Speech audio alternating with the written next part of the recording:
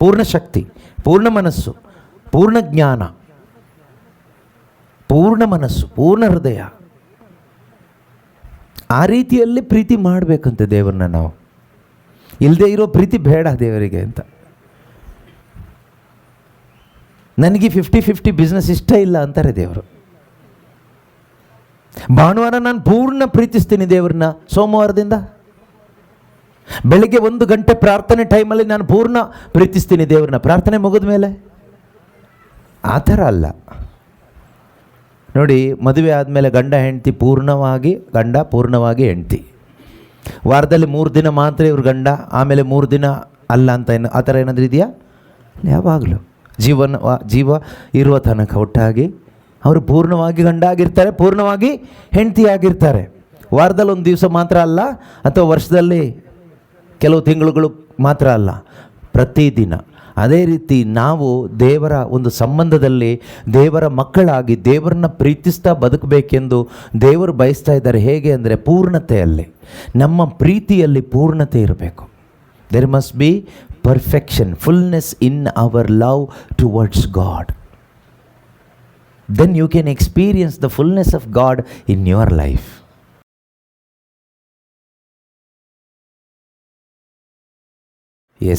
ದೇವರ ವಾಕ್ಯಗಳನ್ನು ಸ್ವಲ್ಪ ಸಮಯ ನಾವು ಧ್ಯಾನ ಮಾಡೋಣ.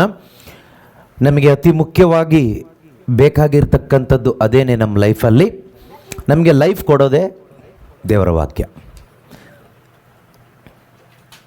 Without God's word our life is lifeless. ದೇವರ ವಾಕ್ಯ ಇಲ್ಲದೆ ಇದ್ದರೆ ನಮ್ಮ ಜೀವನ ಲೈಫ್ಲೆಸ್, ಅಂದರೆ ಜೀವ ಇಲ್ಲದ ಒಂದು ಜೀವನ ಆಗಿರ್ತದೆ. ನಮ್ಮಲ್ಲಿ ಎಷ್ಟೋ ಜನರ ಜೀವನ, ಎಷ್ಟೋ ಕುಟುಂಬಗಳು ಇಂದು ಲೈಫ್ಲೆಸ್ ಆಗಿದೆ. There is no true life. ನಿಜವಾದ ಜೀವ ಅಂತಕ್ಕಂಥದ್ದು ಇಲ್ಲ. ನಿಜವಾದ ಜೀವದಲ್ಲಿ ಏನಿರ್ತದೆ ಕೇಳಿದರೆ, ಒಂದು ಕಾನ್ಫಿಡೆನ್ಸ್ ಇರುತ್ತೆ, ಒಂದು ಧೈರ್ಯ ಇರುತ್ತೆ, ಒಂದು ಭರವಸೆ ಇರುತ್ತೆ, ಒಂದು ಹೋಪ್ ಇರುತ್ತೆ, ಒಂದು ಸಂತೋಷ ಇರುತ್ತೆ, ಜಾಯ್, ಒಂದು ಸಮಾಧಾನ ಇರುತ್ತೆ, ಪೀಸ್. ಅಂದರೆ ಇವತ್ತು ಅನೇಕ ಕುಟುಂಬಗಳನ್ನು ನಾವು ನೋಡುವಾಗ, ಅನೇಕ ವ್ಯಕ್ತಿಗಳನ್ನ ನೋಡುವಾಗ ಇದ್ಯಾವುದೂ ಇಲ್ಲ. ಶರೀರದಲ್ಲಿ ಜೀವ ಇದೆ, ಆದರೆ ಟ್ರೂ ಲೈಫ್ ಅಂದರೆ ಜೀಸಸ್ ಇಲ್ಲ. ಜೀಸಸ್ ಇಲ್ಲದೆ ಇದ್ದರೆ ಒಬ್ಬ ಮನುಷ್ಯನಲ್ಲಿ ಬೇರೆ ಏನಿರುತ್ತೆ? ಆ ಕುಟುಂಬದಲ್ಲಿ ಏನಿರುತ್ತೆ? ಕತ್ತಲೆ ಇರುತ್ತೆ, ಮರಣ ಇರುತ್ತೆ, death and darkness. Many families are ruled by death, spiritual death and spiritual darkness. ಅನೇಕ ಕುಟುಂಬಗಳಿವತ್ತು, ಅಥವಾ ಅನೇಕ ಮನುಷ್ಯನ ಜೀವಿತಗಳು ಇವತ್ತು ಕತ್ತಲಮಯವಾಗಿದೆ ಮತ್ತು ಮರಣದಿಂದ ತುಂಬಿಕೊಂಡಿದೆ. ಕಾರಣ ಏನು ಅಂದರೆ, ಈ ಜೀವ ಮತ್ತು ಬೆಳಕು ಕೊಡುವ ಯೇಸು ಅವರ ಹೃದಯದಲ್ಲಿ ಬದುಕ್ತಾ ಇಲ್ಲ, ಆ ಕುಟುಂಬದಲ್ಲಿ ಇಲ್ಲ. ಈ ಕುಟುಂಬದಲ್ಲಿದ್ದರೆ ಸಂತೋಷ, ಇಲ್ಲದೇ ಇದ್ದರೆ ಬರಮಾಡ್ಕೊಳ್ಳಿ ಅಷ್ಟೇ. ಯಾರೆಲ್ಲ ಈ ದಿನ ವಾಕ್ಯವನ್ನು ಆಲಿಸ್ತಾ ಇದ್ದೀರೋ ವೆಬ್ಎಕ್ಸಲ್ಲಿ, ಆನ್ಲೈನ್ ಮುಖಾಂತರವಾಗಿ ಮತ್ತು ಯೂಟ್ಯೂಬಲ್ಲಿ, ಫೇಸ್ಬುಕ್ಕಲ್ಲಿ ಮತ್ತಿಲ್ಲಿ, ನಿಮಗೆ ಅನ್ನಿಸ್ತಾ ಇದ್ದರೆ ಏನು, ನನ್ನ ಜೀವನದಲ್ಲಿ, ನನ್ನ ಕುಟುಂಬದಲ್ಲಿ ಮರಣ ಅನುಭವಿಸ್ತಾ ಇದ್ದೀನಿ, ಸಮಾಧಾನ ಇಲ್ಲ, ಆನಂದ ಇಲ್ಲ, ಒಂದು ನಿರೀಕ್ಷೆ ಇಲ್ಲ, ಆ ರೀತಿ ಇದ್ದರೆ ಯು ನೀಡ್ ಜೀಸಸ್. ಯೇಸು ಬೇಕು, ಬೇರೆ ಏನೂ ಅಲ್ಲ ಬೇಕಾಗಿರೋದು, ಯೇಸು ಬೇಕಷ್ಟೇ. ಕತೆ ಮಾತ್ರ ದಯವಿಟ್ಟು ಏನು ಹೇಳಬೇಡಿ. ನಾವು ಚರ್ಚೆಗೆ ಹೋಗ್ತೀವಿ, ಪ್ರಾರ್ಥನೆ ಮಾಡ್ತೀವಿ, ಕ್ಯಾಂಡಲ್ ಅಂಟಿಸ್ತೀವಿ, ಇದೆಲ್ಲ ಬಾಹ್ಯವಾದ ಒಂದು ಕಾರ್ಯ, ಹೊರಗಡೆ ಕಾರ್ಯ, ಹೊರಗಡೆ ಮಾಡುವಂಥದ್ದು. ಒಳಗಡೆ ಏನಾಗಿದೆ? ನಾನು ಮಾತಾಡ್ತಾ ಇರೋದು ಒಳಗಡೆ ಬಗ್ಗೆ, ಹೃದಯದ ಒಳಗಡೆ. ಇಲ್ಲಿ ಯೇಸು ಇಲ್ಲದೆ ನೀವು ಕ್ಯಾಂಡಲ್ ಅಂಟಿಸಿ ಪ್ರಯೋಜನ ಇಲ್ಲ. ಹೃದಯದ ಒಳಗಡೆ ಜೀಸಸ್ ಇಲ್ಲದೆ ನೀವು ಚರ್ಚಿಗೆ ಹೋಗಿನೂ ಪ್ರಯೋಜನ ಇಲ್ಲ. ನಮ್ಮ ಹೃದಯದ ಒಳಗಡೆ ಯೇಸು ಇಲ್ಲದೆ ನಾವು ಏನು ಮಾಡಿನೂ ಏನೂ ಸಿಗೋದಿಲ್ಲ. ಮೊದಲು ನಮ್ಮ ಹೃದಯದ ಒಳಗಡೆ ಜೀಸಸ್ ಬರಬೇಕು, ಒಳಗಡೆ ಯೇಸು ಬರಬೇಕು. ಒಳಗಡೆ ಯೇಸು ಇಲ್ಲದೆ ನಾವು ಬಾಹ್ಯವಾಗಿ ಮಾಡುವ ಎಲ್ಲ ಕಾರ್ಯಗಳು ಯಾವ ರೀತಿಯಲ್ಲಿ ಅಂದರೆ, ಫಾರ್ ಎಕ್ಸಾಂಪಲ್, ನೀವು ನಿಮ್ಮ ಹೊಲದಲ್ಲಿ ಏನೋ ಒಂದು ಬೆಳೆ ಬೇಕು ಅಂತ ಆಸೆ ಪಡ್ತೀರ, ಒಳ್ಳೆ ಬೆಳೆ ಬೇಕು ಅಂತ. ಬೀಜನೇ ನೆಡ್ದೇನೆ ಅಥವಾ ಗಿಡ ನೆಡ್ದೇನೆ ನೀರು ಹಾಕೋದ್ರಿಂದ, ಗೊಬ್ಬರ ಹಾಕೋದ್ರಿಂದ ಫಲ ಬರುತ್ತಾ? ಬರುತ್ತಾ? ಬರೋದಿಲ್ಲ. ಸುಮ್ಮನೆ ನೀರು ಹಾಕಿದ ತಕ್ಷಣ ಫಲ ಬರೋದಿಲ್ಲ, ಗೊಬ್ಬರ ಹಾಕಿದ ತಕ್ಷಣ ಫಲ ಬರೋದಿಲ್ಲ. ಮುಖ್ಯವಾಗಿ ಏನಿರಬೇಕಲ್ಲಿ ನೆಲದಲ್ಲಿ? ಬೀಜ ಇರಬೇಕು ಅಥವಾ ಗಿಡ ಇರಬೇಕು. ಗಿಡ ಇಲ್ಲ ಅಥವಾ ಬೀಜ ಇಲ್ಲ, ಫಲ ಕೊಡುವಂಥ ಬೀಜ ಆಗಲಿ ಗಿಡ ಆಗಲಿ ಅಲ್ಲಿಲ್ಲ. ನೀವು ಗೊಬ್ಬರ ಹಾಕಿ ಬೇಲಿ ಕಟ್ಟಿ ನೀರು ಹಾಕಿ ಏನು ಪ್ರಯೋಜನ? ಅದೇ ರೀತಿಯಲ್ಲಿ ಇವತ್ತು ನಾವು ಪ್ರಾರ್ಥನೆ ಮಾಡ್ತೀವಿ, ಉಪವಾಸ ಮಾಡ್ತೀವಿ, ಚರ್ಚಿಗೆ ಹೋಗ್ತೀವಿ, ಎಲ್ಲ ಬಾಹ್ಯವಾದ ಎಲ್ಲ ಕಾರ್ಯಗಳನ್ನು ನಾವು ಮಾಡ್ತೀವಿ. ಆದರೆ ಪ್ರಶ್ನೆ ಏನು ಕೇಳಿದರೆ, ಒಳಗಡೆ ಬೀಜ ಇದೆಯಾ? ನಮ್ಮ ಹೃದಯದ ಒಳಗಡೆ ಯೇಸು ಆಗಿರ್ತಕ್ಕಂಥ ಈ ಸೀಡ್ ಇದೆಯಾ? ಯೇಸು ಆಗಿರ್ತಕ್ಕಂಥ ಆ ಒಂದು ಟ್ರೀ ಆಫ್ ಲೈಫ್, ಜೀವದ ವೃಕ್ಷ ಒಳಗಡೆ ಇದೆಯಾ? ಹೃದಯದ ಒಳಗಡೆ ಇಲ್ಲದೆ ಇದ್ದರೆ ಬೀಜ ಇಲ್ಲದೆ ಅಥವಾ ಗಿಡ ಇಲ್ಲದೆ ನೀರು ಹಾಕಿದ ಹಾಗೇನೆ, ಗೊಬ್ಬರ ಹಾಕಿದ ಹಾಗೇನೆ. ಲಾಸ್ಟಿಗೆ ಏನು ಪ್ರಶ್ನೆ ಕೇಳ್ತೀವಿ ಅಂದರೆ, ನಾವೆಷ್ಟು ಪ್ರಾರ್ಥನೆ ಮಾಡಿದರೂ ದೇವರು ಯಾಕೋ ಉತ್ತರ ಕೊಡ್ತಾ ಇಲ್ಲ. ನಾವೆಷ್ಟು ಚರ್ಚಿಗೆ ಹೋದರೂ, ಉಪವಾಸ ಮಾಡಿದರೂ, ಕ್ಯಾಂಡಲ್ ಅಂಟಿಸಿದ್ರು, ಎಷ್ಟು ಏನೆಲ್ಲ ಬಾಹ್ಯ ಆಚರಣೆಗಳನ್ನ ಮಾಡಿದರೂ ನಮ್ಮ ಲೈಫಲ್ಲಿ ಒಂದು ಒಳ್ಳೆ ಫಲ ನೋಡ್ಲಿಕ್ಕೆ ಆಗ್ತಾ ಇಲ್ಲ, ಶಾಂತಿ ನೋಡ್ಲಿಕ್ಕೆ ಆಗ್ತಾ ಇಲ್ಲ, ಸಮಾಧಾನ ನೋಡ್ಲಿಕ್ಕೆ ಆಗ್ತಾ ಇಲ್ಲ. ಶಾಂತಿ ಸಮಾಧಾನವೆಂಬ ಫಲ ಕೊಡೋದು ನೀರಲ್ಲ, ಗೊಬ್ಬರ ಅಲ್ಲ, ಬಿತ್ತಲ್ಪಟ್ಟ ಬೀಜ ಅಥವಾ ನೆಟ್ಟಂಥ ಗಿಡ. ಇಂದು ನಮ್ಮಲ್ಲಿ ಅನೇಕರ ಸಮಸ್ಯೆ ಏನು ಕೇಳಿದ್ರೆ ಇದೇನೆ, ಒಳಗಡೆ ಇರಬೇಕಾದವರಿಲ್ಲ, ಬೇಡದವರದೆಲ್ಲ ಒಳಗಡೆ ಸೇರ್ಕೊಬಿಟ್ಟಿದೆ. ಏನು ಒಳಗಡೆ ಇರಬಾರ್ದೋ ಅದು ಬಂದು ಸೇರ್ಕೊಬಿಟ್ಟಿದೆ, ಏನು ಇರಬೇಕೋ ಅದಿಲ್ಲ. ಯಾರು ಇರಬೇಕಾಗಿತ್ತು ನಮ್ಮ ಹೃದಯದಲ್ಲಿ, ನಿಜವಾಗಲೂ ನಮ್ಮ ಲೈಫಲ್ಲಿ ಯಾರು ಇರಬೇಕಾಗಿತ್ತು ಅಂದರೆ, ಪ್ರಾರಂಭದಿಂದ ಕೊನೆಯ ತನಕ ಯಾವಾಗಲೂ ನಮ್ಮ ಹೃದಯದಲ್ಲಿ ಇರಬೇಕಾಗಿದ್ದು ಒಬ್ಬರೇನೆ, ಅದು ಯೇಸುನೇ, ಆ ದೇವರ ವಾಕ್ಯನೇ. ದೇವರ ವಾಕ್ಯ ಪ್ರಭು ಯೇಸು ನಮ್ಮ ಹೃದಯದಲ್ಲಿ ಇಲ್ಲದೆ, ಈ ಹೃದಯದೊಳಗಡೆ ಬೇರೆ ಏನೆಲ್ಲ ನಾವು ಬೇಡದೇ ಇರೋದೆಲ್ಲ ತುಂಬಿಸ್ಕೊಂಡು ಇಟ್ಕೊಂಡಿದ್ದೀವಿ. ಇದನ್ನೆಲ್ಲ ಇಟ್ಕೊಂಡು ಪ್ರಾರ್ಥನೆ ಮಾಡಿದರೆ ಏನಾದರೂ ಒಳ್ಳೇದಾಗುತ್ತೆ ಅಂದ್ಕೊಂಡಿದ್ದೀರಾ?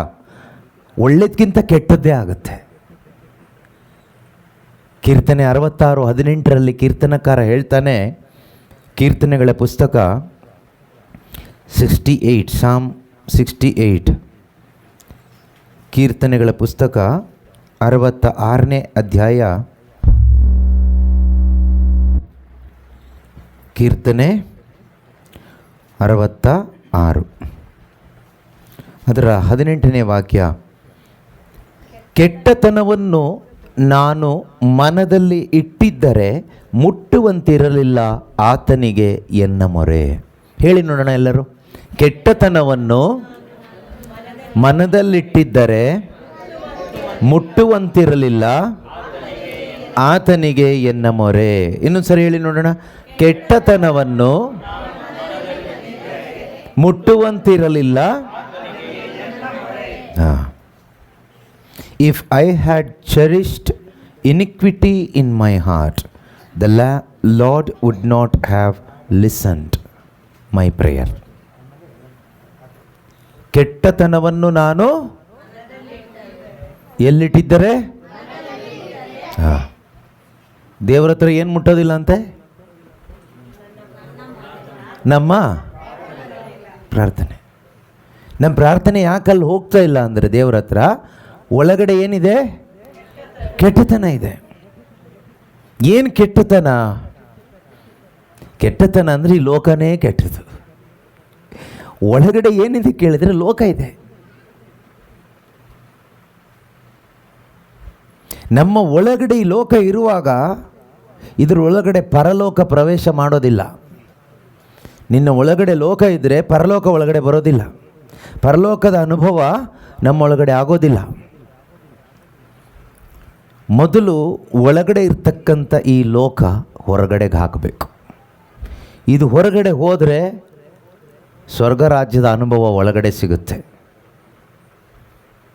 ಬೈಬಲ್ ಹೇಳುತ್ತೆ, ರೋಮನ್ರಿಗೆ ಬರೆದ ಪತ್ರಿಕೆ 14ನೇ ಅಧ್ಯಾಯ 17ನೇ ವಾಕ್ಯ, ರೋಮನ್ಸ್ 14:17, ರೋಮನ್ರಿಗೆ ಬರೆದ ಪತ್ರಿಕೆ 14ನೇ ಅಧ್ಯಾಯ 17ನೇ ವಾಕ್ಯ ಹೇಳುತ್ತೆ, ದೇವರ ಸಾಮ್ರಾಜ್ಯ ತಿನ್ನುವುದರಲ್ಲಿ ಕುಡಿಯುವುದರಲ್ಲಿ ಅಲ್ಲ, ಪವಿತ್ರಾತ್ಮ ಅವರಿಂದ ಬರುವ ಸತ್ಸಂಬಂಧ, ಶಾಂತಿ ಸಮಾಧಾನ ಮತ್ತು ಸಂತೋಷ ಇವುಗಳಲ್ಲಿ ಅಡಗಿದೆ. ಮತ್ತು ಸಂತೋಷ ಇವುಗಳಲ್ಲಿ ಅಡಗಿದೆ. ದೇವರ ಸಾಮ್ರಾಜ್ಯದಲ್ಲಿ ಏನಿದೆ? ದೇವರ ಸಾಮ್ರಾಜ್ಯದ ಅನುಭವ ಅಂದರೆ ಪವಿತ್ರಾತ್ಮನಿಂದ ನಮಗೆ ಸಿಗುವಂತಹ ಆ ಒಂದು ಆನಂದ, ಪವಿತ್ರಾತ್ಮನಿಂದ ನಮಗೆ ಸಿಗುವ ಶಾಂತಿ ಸಮಾಧಾನ, ಅದು ದೇವರ ಸಾಮ್ರಾಜ್ಯದ ಅನುಭವ. ಇದು ಎಲ್ಲಿ ಇರಬೇಕು ಅಂತ ದೇವರು ಬಯಸ್ತಾರೆ ಅಂದರೆ ಪ್ರತಿಯೊಬ್ಬ ವ್ಯಕ್ತಿಯ ಹೃದಯಗಳಲ್ಲಿ, ನಮ್ಮೊಬ್ಬೊಬ್ಬರ ಹೃದಯಗಳಲ್ಲಿ, ಕುಟುಂಬಗಳಲ್ಲಿ ಏನಿರಬೇಕು ಅಂತ ದೇವರು ಬಯಸ್ತಾ ಇದ್ದಾರೆ? ದೇವರ ರಾಜ್ಯ ಇರಬೇಕು ಅಂತ. ದೇವರ ರಾಜ್ಯ, ಸ್ವರ್ಗ ರಾಜ್ಯ ನಮ್ಮ ಒಳಗಡೆ ಇರಬೇಕು ಅಂತ ದೇವರು ಬಯಸ್ತಾ ಇದ್ದಾರೆ. ಅಂದರೆ ಈ ಲೋಕರಾಜ್ಯ ಮತ್ತು ಸ್ವರ್ಗ ರಾಜ್ಯ ಒಟ್ಟಿಗೆ ಇರೋಕ್ಕಾಗೋದಿಲ್ಲ. ನಿಮ್ಮೊಳಗಡೆ ಲೋಕ ಇರುತ್ತೆ, ಇಲ್ಲ ಸ್ವರ್ಗ ಇರುತ್ತೆ. ಯೇಸು ಇರ್ತಾರೆ, ಇಲ್ಲ ಸೈತಾನಂಗೆ ಅವಕಾಶ ಇರುತ್ತೆ. ಇಬ್ಬರು ಒಟ್ಟಿಗೆ ಇರಲಿಕ್ಕಾಗೋದಿಲ್ಲ. ಕತ್ಲೆ ಇರುತ್ತೆ, ಇಲ್ಲ ಬೆಳಕಿರುತ್ತೆ. ಎರಡು ಒಟ್ಟಿಗೆ ಒಂದೇ ಕಡೆ ಇರಲಿಕ್ಕೆ ಆಗೋದಿಲ್ಲ. ನೋಡಿ, ನಿಮ್ಮ ಜೀವನದ ಸಂಪೂರ್ಣ ಹಕ್ಕು ನಿಮಗಿದೆ. ನೆನ್ಪಿಟ್ಕೊಳ್ಳಿ, ನಿಮ್ಮ ಜೀವನದ ಮೇಲೆ ಸಂಪೂರ್ಣವಾದ ಹಕ್ಕು ಯಾರಿಗಿದೆ? ನಿಮಗಿದೆ. ಎಷ್ಟೋ ಜನ ಆತ್ಮಹತ್ಯೆ ಮಾಡ್ಕೊಂಡು ಸತ್ತೋದ್ರು. ಅವ್ರನ್ನ ಯಾಕೆ ಉಳಿಸಿಲ್ಲ ಬೇರೆಯವರು? ಅವ್ರ ಜೀವನದ ಮೇಲೆ ಅವ್ರಿಗೆ ಹಕ್ಕಿದೆ, ಅದಕ್ಕೆ ಅವ್ರನ್ನ ಉಳಿಸೋಕ್ಕಾಗಿಲ್ಲ.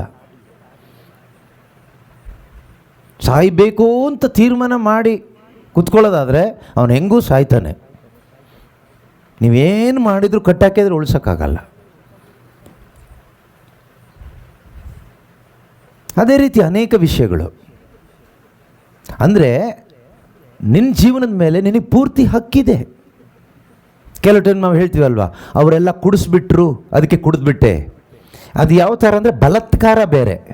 ಬಲಾತ್ಕಾರ ಮಾಡಿ ಕೈ ಕಾಲೆಲ್ಲ ಕಟ್ಟು ಹಾಕಿ ಮೂಗಿಡ್ಕೊಂಡು ಬಾಯಿಗೆ ಹಾಕಿದರೆ ಅದು ಕುಡಿಸೋದು, ಅದು ಪರವಾಗಿಲ್ಲ. ನೀನು ಆ ಕುಡುಕ ತನಕ ಅಡಿಕ್ಟ್ ಆಗಲ್ವಲ್ಲ ಹಾಗೆ ಕುಡಿಸಿದ್ರೆ.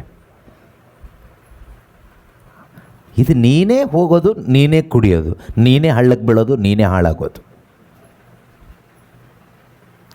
ಆಮೇಲೆ ಸುಮ್ಮನೆ ಅವ್ರ ಮೇಲೆ ಅವ್ರು ಕುಡಿಸಿದ್ರು, ಇವರು ಕುಡಿಸಿದ್ರು, ಅವ್ರು ಸರಿ ಇಲ್ಲ, ಅವರಿಂದ ಹಾಳಾದೆ, ಇವರಿಂದ ಹಾಳಾದೆ, ಈ ಕತೆ ಹೇಳಿ ಏನು ಪ್ರಯೋಜನ ಇಲ್ಲ. ಯಾರಿಗೂ ಯಾರನ್ನೂ ಹಾಳು ಮಾಡಲಿಕ್ಕೆ ಆಗೋದಿಲ್ಲ, ಯಾರಿಗೂ ಯಾರನ್ನೂ ಉದ್ಧಾರ ಮಾಡೋಕ್ಕೂ ಆಗಲ್ಲ. ನೀನು ಹಾಳಾದ್ರೆ ನೀನೇ ಹಾಳಾಗಬೇಕು, ನೀನು ಉದ್ಧಾರ ಆದ್ರೆ ನೀನೇ ಉದ್ಧಾರ ಆಗಬೇಕು. ನೀನು ಉದ್ಧಾರ ಆದರೆ ನಿನ್ನ ಕುಟುಂಬನೂ ಉದ್ಧಾರ ಮಾಡ್ಬೋದು. ನೀನು ಹಾಳಾದರೆ ನಿನ್ನ ಕುಟುಂಬ ಹಾಳಾಗಿ ಹೋಗುತ್ತೆ. ಎಲ್ಲ ನಿನ್ನ ಕೈಯಲ್ಲಿದೆ, ನಮ್ಮ ಕೈಯಲ್ಲಿದೆ ಆ ಸ್ವಾತಂತ್ರ್ಯ. ಆದ್ದರಿಂದ ಯೇಸು ಕ್ರಿಸ್ತರನ್ನು ನಿಮ್ಮ ಹೃದಯದಲ್ಲಿ ನಿಧಿಯಾಗಿ ಇಟ್ಕೊಳ್ಳೋದು ಬಿಡೋದು ನಿಮ್ಮ ಕೈಯಲ್ಲಿದೆ. ಯೇಸು ನಿಮ್ಮ ಹೃದಯದಲ್ಲಿ ನಿಧಿಯಾಗಿದ್ದರೆ ನಿಮ್ಮ ಗಮನ ಪೂರ್ತಿ ಯಾವ ಕಡೆಗಿರುತ್ತೆ? ಸ್ವರ್ಗ ರಾಜ್ಯದ ಕಡೆಗಿರುತ್ತೆ. ಯೇಸು ನಿಮ್ಮ ನಿಧಿ ಅಲ್ಲದೆ ಇದ್ದರೆ ನಿಮ್ಮ ಗಮನ ಪೂರ್ತಿ ಎಲ್ಲಿರುತ್ತೆ? ಆ ಕಡೆನೂ ಇರುತ್ತೆ, ಈ ಕಡೆನೂ ಇರುತ್ತೆ, 50-50 ಇರುತ್ತೆ. ಅದೊಂದು ರೀತಿ ವಂಚನೆ, ದ್ಯಾಟ್ ಈಸ್ ಡಿಸೆಪ್ಷನ್. ಈ 50-50 ಅನ್ನೋದು ವಂಚನೆ. ಪೂರ್ತಿ ಆ ಕಡೆಗೆ, ಲೋಕದ ಕಡೆಗಿದ್ದರೆ ಅವ್ರಿಗೆ ಅರ್ಥ ಆಗುತ್ತೆ ನಾನು ಸರಿ ಇಲ್ಲ, ಸರಿಯಾಗಬೇಕು ಅಂತ. ಪೂರ್ತಿ ಯೇಸು ಕಡೆಗಿದ್ದರೆ ಪ್ರಾಬ್ಲಮ್ ಇರೋದಿಲ್ಲ ಬಿಡಿ. ಇನ್ನು 50-50 ಇರುತ್ತಲ್ವಾ, ವಾರದಲ್ಲಿ 3 ದಿನ ಹಾಗೆ 3 ದಿನ ಹೀಗೆ, ಅದು ತುಂಬ ಡೇಂಜರ್. ಯಾಕೆ ಅಂದರೆ ನಮಗೇನು ಅನಿಸುತ್ತೆ ಅಂದರೆ, ನಮ್ಮ ಮೈಂಡ್ ಏನು ಹೇಳುತ್ತೆ ಅಂದರೆ, ನೀನು ದೇವರಲ್ಲಿ ಇದೆಯಾ ಬಿಡು ಪರವಾಗಿಲ್ಲ, ಇದೆಯಾ ಬಿಡು ಪರವಾಗಿಲ್ಲ, ಯೇಸುವಿನಲ್ಲಿ ನೀನು ಇದೆಯಾ, ಯೇಸು ನಿನ್ನಲ್ಲಿ ಇದ್ದಾರೆ ಪರವಾಗಿಲ್ಲ ಅಂತ ಈ ರೀತಿ ನಮ್ಮ ಮೈಂಡ್ ಹೇಳುತ್ತೆ. ಅದು ಮಹಾವಂಚನೆ. ಆ ರೀತಿ ಒಂದು 50-50 ಬಿಸ್ನೆಸ್ಸಲ್ಲಿ ನಿಮ್ಮಲ್ಲಿ ಯಾರಾದರೂ ಇದ್ದರೆ ಇವತ್ತೇ ಮಾನಸಾಂತರ ಪಡಿ, ಆಯಿತಾ? ವೆಬ್ಎಕ್ಸಲ್ಲಿ ಜಾಯಿನ್ ಆಗಿದ್ದವರು ಯಾರಾದರೂ ಆ ರೀತಿ 50-50 ಬಿಸ್ನೆಸ್ಸಲ್ಲಿದ್ದರೆ ದಯವಿಟ್ಟು ನೀವು ಮಾನಸಾಂತರ ಪಡಿ. ಯಾಕೆಂದರೆ ದೇವರ ವಾಕ್ಯ ನಮಗೆ ಡಿಮ್ಯಾಂಡ್ ಮಾಡೋದು, ಅದು ನಮ್ಮ ಒಳ್ಳೆತಿಗಾಗಿ ದೇವರು ನಮ್ಮಿಂದ ಬಯಸೋದೇನು? ನಾವು ಸ್ವರ್ಗ ರಾಜ್ಯದ ಅನುಭವ ಪೂರ್ತಿಯಾಗಿ ಪಡ್ಕೋಬೇಕು ಅಂತ.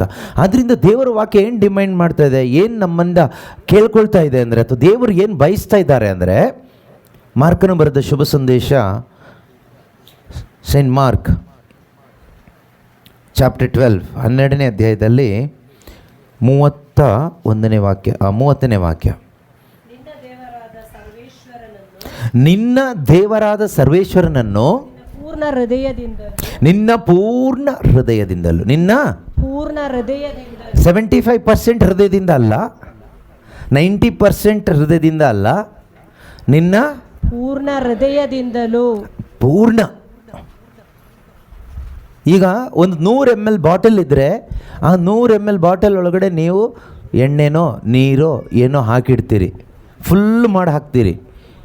ಅಷ್ಟು ಹಾಕಿದ ಮೇಲೆ ಇನ್ನೇನಾದರೂ ಹಾಕ್ಲಿಕ್ಕಾಗುತ್ತಾ? ಹಾಕಬೇಕಂದ್ರೆ ಅದರಲ್ಲಿರೋದನ್ನು ಖಾಲಿ ಮಾಡಬೇಕು. ನೀವೆಷ್ಟು ಖಾಲಿ ಮಾಡ್ತೀರೋ ಅಷ್ಟು ಬೇರೆ ಹಾಕ್ಬೋದು. Capacity 100 ml. ಅದೇ ರೀತಿ ದೇವರು ನಮಗೆ ಕೊಟ್ಟಂಥ ಹೃದಯ ಇದೆಯಲ್ವಾ, ಈ ಹೃದಯದ ಕೆಪಾಸಿಟಿ ಎಷ್ಟು ಗೊತ್ತಿಲ್ಲ, ಎಷ್ಟಿದೆಯೋ ಅಷ್ಟು ಪೂರ್ಣ. Okay, whole heart, that is the capacity. ಪೂರ್ಣ ಹೃದಯದಿಂದಲೂ, ನಿನ್ನ ಪೂರ್ಣ ಆತ್ಮದಿಂದಲೂ, ನಿನ್ನ ಪೂರ್ಣ ಆತ್ಮದಿಂದಲೂ, ನಿನ್ನ ಪೂರ್ಣ ಮನಸ್ಸಿನಿಂದಲೂ, ನಿನ್ನ ಪೂರ್ಣ ಮನಸ್ಸಿನಿಂದಲೂ, ನಿನ್ನ ಪೂರ್ಣ ಶಕ್ತಿಯಿಂದಲೂ, ನಿನ್ನ ಪೂರ್ಣ ಶಕ್ತಿಯಿಂದಲೂ ಪ್ರೀತಿಸು. ಪ್ರೀತಿಸು. ಇದೇ ಪ್ರಪ್ರಥಮ ಆಜ್ಞೆ. ಇದೇ ಪ್ರಪ್ರಥಮ ಆಜ್ಞೆ. ಹೇಗೆ ಪ್ರೀತಿಸ್ಬೇಕಂತೆ? ಸುಮ್ಮನೆ ಪ್ರೀತಿಸು ಅಂತ ಹೇಳಿಲ್ಲ ಇಲ್ಲಿ. You shall love the Lord your God with all your heart, with all, and with all your soul, all, and with all your mind, all, and with all your strength, all. ಪೂರ್ಣ ಪೂರ್ಣ ಪೂರ್ಣ ಪೂರ್ಣ ಶಕ್ತಿ, ಪೂರ್ಣ ಮನಸ್ಸು, ಪೂರ್ಣ ಜ್ಞಾನ, ಪೂರ್ಣ ಮನಸ್ಸು, ಪೂರ್ಣ ಹೃದಯ. ಆ ರೀತಿಯಲ್ಲಿ ಪ್ರೀತಿ ಮಾಡಬೇಕಂತೆ ದೇವರನ್ನ ನಾವು. ಇಲ್ಲದೆ ಇರೋ ಪ್ರೀತಿ ಬೇಡ ದೇವರಿಗೆ ಅಂತ.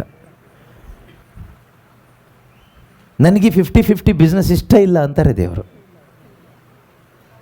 ಭಾನುವಾರ ನಾನು ಪೂರ್ಣ ಪ್ರೀತಿಸ್ತೀನಿ ದೇವ್ರನ್ನ, ಸೋಮವಾರದಿಂದ ಬೆಳಿಗ್ಗೆ 1 ಗಂಟೆ ಪ್ರಾರ್ಥನೆ ಟೈಮಲ್ಲಿ ನಾನು ಪೂರ್ಣ ಪ್ರೀತಿಸ್ತೀನಿ ದೇವ್ರನ್ನ, ಪ್ರಾರ್ಥನೆ ಮುಗಿದ ಮೇಲೆ. ಆ ಥರ ಅಲ್ಲ ನೋಡಿ. ಮದುವೆ ಆದಮೇಲೆ ಗಂಡ ಹೆಂಡತಿ ಪೂರ್ಣವಾಗಿ ಗಂಡ, ಪೂರ್ಣವಾಗಿ ಹೆಂಡತಿ. ವಾರದಲ್ಲಿ 3 ದಿನ ಮಾತ್ರ ಇವ್ರ ಗಂಡ, ಆಮೇಲೆ 3 ದಿನ ಅಲ್ಲ ಅಂತ ಆ ಥರ ಏನಾದರೂ ಇದೆಯಾ? ಯಾವಾಗಲೂ ಜೀವ ಇರುವ ತನಕ ಒಟ್ಟಾಗಿ ಅವರು ಪೂರ್ಣವಾಗಿ ಗಂಡ ಆಗಿರ್ತಾರೆ, ಪೂರ್ಣವಾಗಿ ಹೆಂಡತಿ ಆಗಿರ್ತಾರೆ. ವಾರದಲ್ಲಿ 1 ದಿವಸ ಮಾತ್ರ ಅಲ್ಲ, ಅಥವಾ ವರ್ಷದಲ್ಲಿ ಕೆಲವು ತಿಂಗಳುಗಳು ಮಾತ್ರ ಅಲ್ಲ, ಪ್ರತಿದಿನ.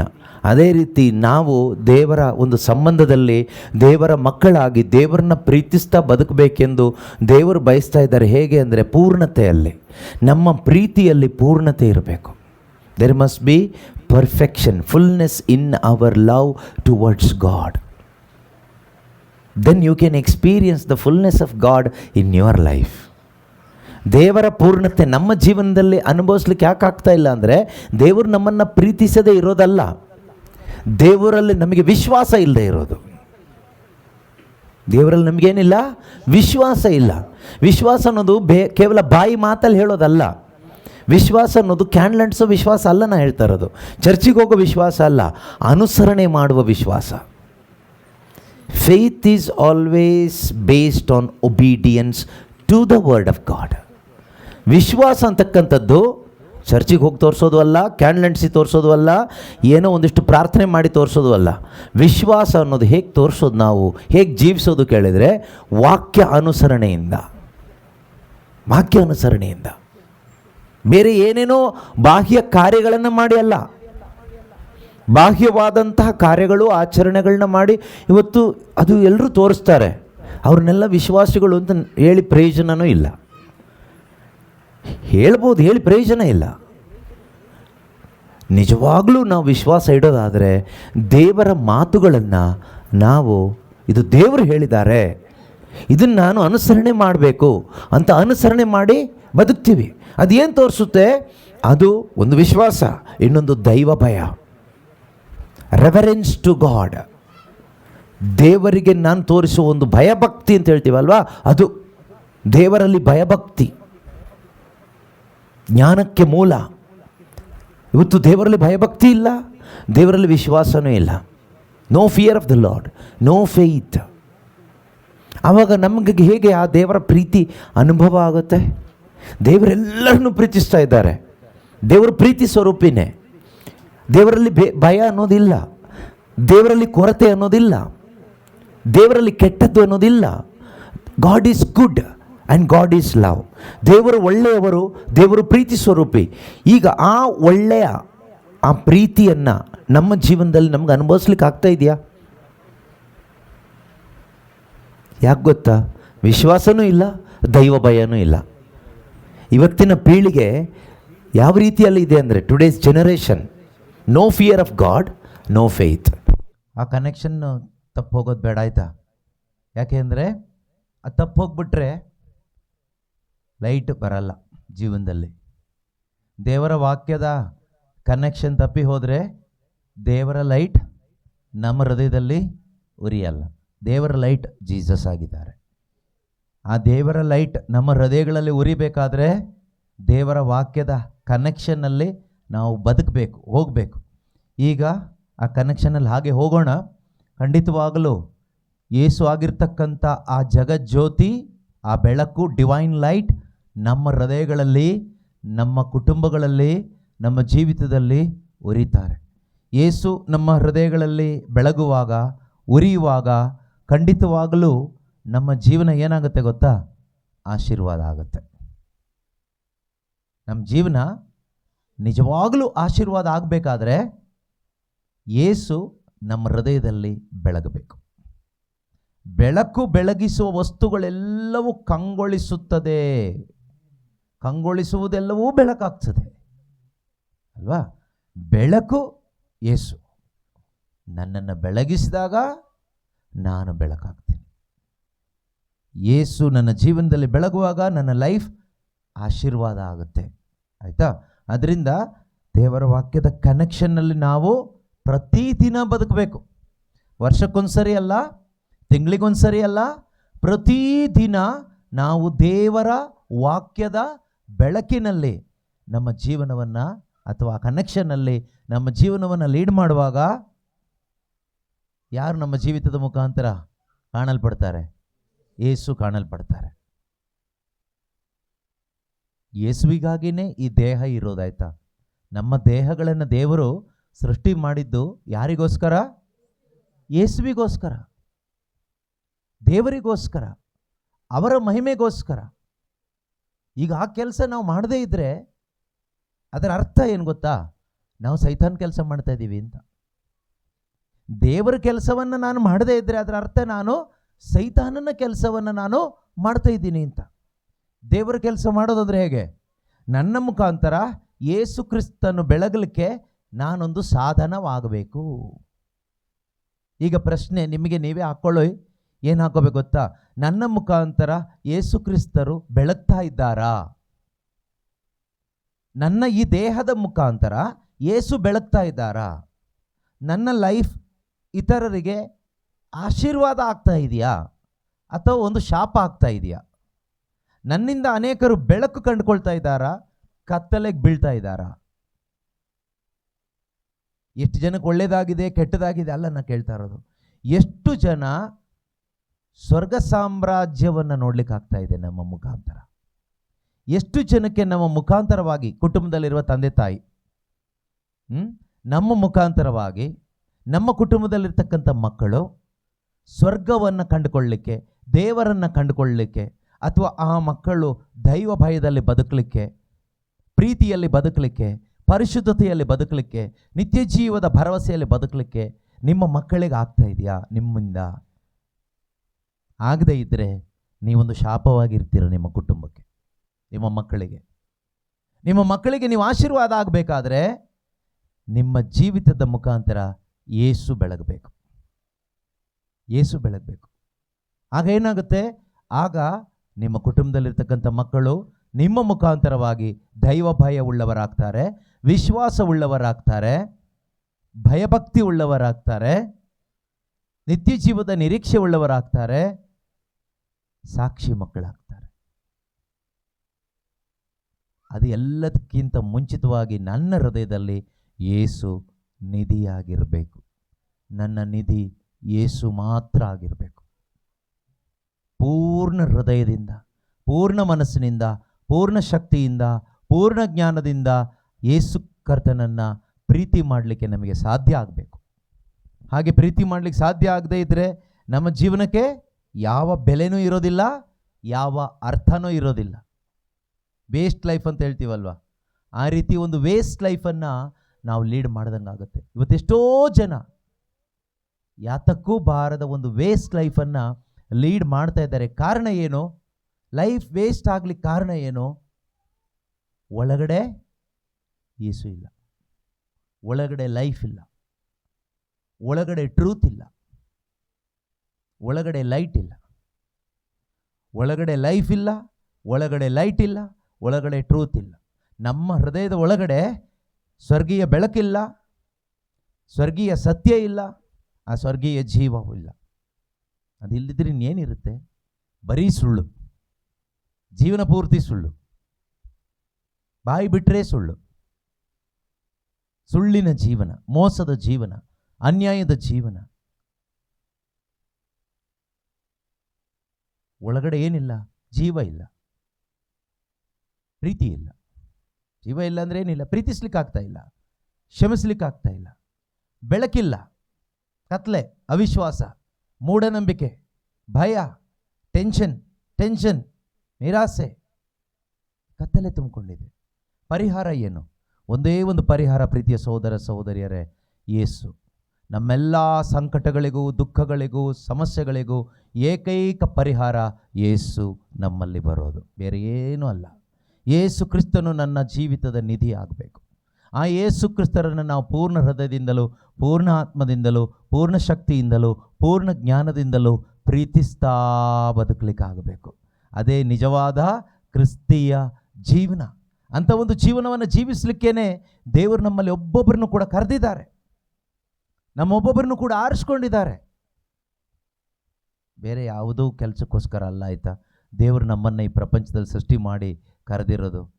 ವಾಕ್ಯ ಹೇಳುತ್ತೆ 1 ಕೊರಿಂಥ 1:9 ಸಂತ ಪೌಲರು ಕೊರಿಂಥದವರಿಗೆ ಬರೆದ ಮೊದಲನೇ ಪತ್ರಿಕೆ 1ನೇ ಅಧ್ಯಾಯ 9ನೇ ವಚನ ಈ ರೀತಿಯಾಗಿ ಹೇಳ್ತದೆ, ದೇವರು ನಮ್ಮನ್ನು ಯಾಕೆ ಕರೆದಿದ್ದಾರೆ, ಆರಿಸ್ಕೊಂಡಿದ್ದಾರೆ ಅಂದರೆ ಯೇಸು ಕ್ರಿಸ್ತನ ಅನ್ಯೋನ್ಯತೆಯಲ್ಲಿ ಜೀವಿಸಲಿಕ್ಕೆ. God called us into the fellowship of his son Jesus Christ. ತಮ್ಮ ಪುತ್ರನೂ ನಮ್ಮ ಪ್ರಭುವೂ ಆದ ಯೇಸು ಕ್ರಿಸ್ತರ ಅನ್ಯೋನ್ಯತೆಗೆ ನಮ್ಮನ್ನ ಕರೆದಿರುವ ದೇವರು ನಿಜಕ್ಕೂ ವಿಶ್ವಾಸ ಪಾತ್ರರು. ಹಾಲೆಲೂಯಾ. ದೇವರು ನಮ್ಮನ್ನು ಕರೆದಿದ್ದಾರೆ. ಯಾತಕ್ಕೋಸ್ಕರ ಕರೆದಿದ್ದಾರೆ? ಭಾನುವಾರ ತಪ್ಪಿಸದೆ ಚರ್ಚಿಗೆ ಬರಬೇಕು ಅಂತ ಕರೆದಿದ್ದಾರಾ? ಅದಕ್ಕಾಗಿ ಅಲ್ಲ ಕರೆದಿರೋದು. ಮತ್ತು ಚರ್ಚಿಗೆ ಹೋಗಬಾರ್ದಾ? ಚರ್ಚಿಗೆ ಹೋಗಬೇಕು. ಆದರೆ ದೇವರು ನಮ್ಮನ್ನು ಕರೆದಿರುವ ಮುಖ್ಯವಾದ ಉದ್ದೇಶ ನಾವು ಪ್ರತಿದಿನ ಪ್ರಾರ್ಥನೆ ಮಾಡಬೇಕು ಅಂತನಾ? ಅದು ಅಲ್ಲ. ಪ್ರಾರ್ಥನೆ ಮಾಡಬಾರ್ದಾ? ಪ್ರಾರ್ಥನೆ ಮಾಡಬೇಕು. ದೇವರು ನಮ್ಮನ್ನು ಕರೆದಿರೋ ಉದ್ದೇಶ ಪ್ರತಿದಿನ ಬೈಬಲ್ ಓದ್ಲಿಕ್ಕಾ? ಅಲ್ಲ, ಬೈಬಲ್ ಓದಬೇಕು. ದೇವರು ನಮ್ಮನ್ನು ಕರೆದಿರೋ ಉದ್ದೇಶ ಪ್ರಬೋಧನೆ ಮಾಡಲಿಕ್ಕಾ? ಹಾಡು ಹಾಡಲಿಕ್ಕಾ? ಅಲ್ಲ, ಅದನ್ನು ನಾವು ಮಾಡಬೇಕು. ಆದರೆ ದೇವರು ನಮ್ಮನ್ನು ಕರೆದಿರ್ತಕ್ಕಂಥ ಮೂಲ ಉದ್ದೇಶ, ಮುಖ್ಯ ಉದ್ದೇಶ ಪುತ್ರನ ಅನ್ಯೋನ್ಯತೆಯಲ್ಲಿ, ಯೇಸುವಿನ ಅನ್ಯೋನ್ಯತೆಯಲ್ಲಿ ಬದುಕಲಿಕ್ಕೋಸ್ಕರ. ಅಂದರೆ ಯೇಸು ಕ್ರಿಸ್ತರ ಒಂದು ಫ್ರೆಂಡ್ಶಿಪ್ಪಲ್ಲಿ ಬದುಕಲಿಕ್ಕೆ. ಯಾರ ಜೊತೆಗೆ? ಯೇಸುವಿನ ಫ್ರೆಂಡ್ಶಿಪ್. ಈ ಪ್ರಪಂಚದಲ್ಲಿ ಯಾರ್ದೆಲ್ಲ ಫ್ರೆಂಡ್ಶಿಪ್ ಮಾಡಿರ್ತೀರ ಅಲ್ವಾ? ಆದರೆ ಒಂದಂತೂ ಗ್ಯಾರಂಟಿ, ಯಾವ ಫ್ರೆಂಡ್ಶಿಪ್ಪು ಪರ್ಮನೆಂಟ್ ಅಲ್ಲ. ಯಾವ ಫ್ರೆಂಡ್ಶಿಪ್ಪಲ್ಲೂ ನಮಗೆ ಪೂರ್ತಿಯಾಗಿ ನಂಬಲಿಕ್ಕಾಗಲ್ಲ. ಸಂಪೂರ್ಣ ಸಂತೃಪ್ತಿ ಅನ್ನೋದು ಯಾವ ಫ್ರೆಂಡ್ಶಿಪ್ಪಲ್ಲೂ ಸಿಗೋದಿಲ್ಲ. ಆದರೆ ಶಾಶ್ವತವಾದ ಒಂದೇ ಒಂದು ಫ್ರೆಂಡ್ಶಿಪ್ ಇರೋದು, ಅದು ಯೇಸು ಕ್ರಿಸ್ತನ ಜೊತೆಗಿನ ಫ್ರೆಂಡ್ಶಿಪ್. ಆ ಫ್ರೆಂಡ್ಶಿಪ್ಪಲ್ಲಿ ನಮಗೆ ಯಾವಾಗಲೂ ಸಂತೋಷವಾಗಿ ಬದುಕ್ಬೋದು, ಯಾವಾಗಲೂ ನೆಮ್ಮದಿಯಾಗಿ ಬದುಕ್ಬೋದು. ಯಾಕೆಂದರೆ ಅಲ್ಲಿ ಮೋಸ ಇಲ್ಲ, ಅಲ್ಲಿ ವಂಚನೆ ಇಲ್ಲ, ಅಲ್ಲಿ ಸುಳ್ಳಿಲ್ಲ, ಅಲ್ಲಿ ಕಪಟತನ ಇಲ್ಲ, ಅಲ್ಲಿ ಅನ್ಯಾಯ ಇಲ್ಲ. ಅಲ್ಲಿ ಪ್ರೀತಿ ಮಾತ್ರ ಇದೆ, ಅಲ್ಲಿ ಪರಿಶುದ್ಧತೆ ಮಾತ್ರ ಇದೆ, ಅಲ್ಲಿ ರೈಚಸ್ನೆಸ್ ಮಾತ್ರ ಇದೆ, ನೀತಿ ಮಾತ್ರ ಇದೆ, ಅಲ್ಲಿ ಸತ್ಯ ಮಾತ್ರ ಇದೆ. ಅಲ್ಲಿ ಯಾವತ್ತೂ ಸತ್ಯನೇ ಇರೋದು. ಆದರೆ ನಮ್ಮ ಫ್ರೆಂಡ್ಸ್ ಸರ್ಕಲಲ್ಲಿ, ಫ್ರೆಂಡ್ಶಿಪ್ ಮಧ್ಯದಲ್ಲಿ ಜನರ ಜೊತೆಗೆ ಗಂಡ ಹೆಂಡತಿ ಮಧ್ಯೆ ಫ್ರೆಂಡ್ಶಿಪ್ ಇರ್ಬೋದು, ಅಥವಾ ಇಬ್ಬರು ವ್ಯಕ್ತಿಗಳ ಮಧ್ಯದಲ್ಲಿ ಫ್ರೆಂಡ್ಶಿಪ್ ಇರ್ಬೋದು. ಯಾರದೇ ಫ್ರೆಂಡ್ಶಿಪ್ ಇರಲಿ, ತಂದೆ ಮಕ್ಕಳ ಮಧ್ಯದಲ್ಲಿ, ತಾಯಿ ಮಕ್ಕಳ ಮಧ್ಯದಲ್ಲಿ ಒಂದು ಫ್ರೆಂಡ್ಲಿ ರಿಲೇಷನ್ಶಿಪ್ ಇರ್ಬೋದು. ಎಲ್ಲದರಲ್ಲೂ ಕಪಟ ಎಲ್ಲೋ ಒಂದು ಕಡೆ ಇರುತ್ತೆ, ಸುಳ್ಳಾದರೂ ಇರುತ್ತೆ, ಮೋಸ ಇರುತ್ತೆ, ವಂಚನೆ ಇರುತ್ತೆ. 100ಕ್ಕೆ 100 ಇಲ್ಲದೆ ಇದ್ದರು ಒಂದು 10% ಆದರೂ, 5% ಆದರೂ, 1% ಆದರೂ ಅದರಲ್ಲಿ ಮೋಸ ಇರುತ್ತೆ. ಎರಡೂ ಕಡೆಯಿಂದನೂ ಇರುತ್ತೆ.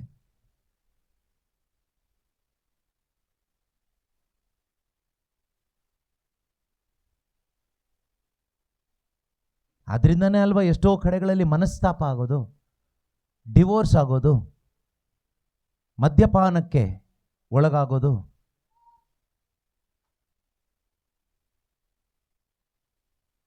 ಆದರೆ ಯೇಸು ಕ್ರಿಸ್ತನ ಜೊತೆಗೆ ನಾವು ಯಾವಾಗ ಫ್ರೆಂಡ್ಶಿಪ್ ಮಾಡ್ತೀವೋ ಅದರ ಲಾಭ ಏನು ಗೊತ್ತಾ?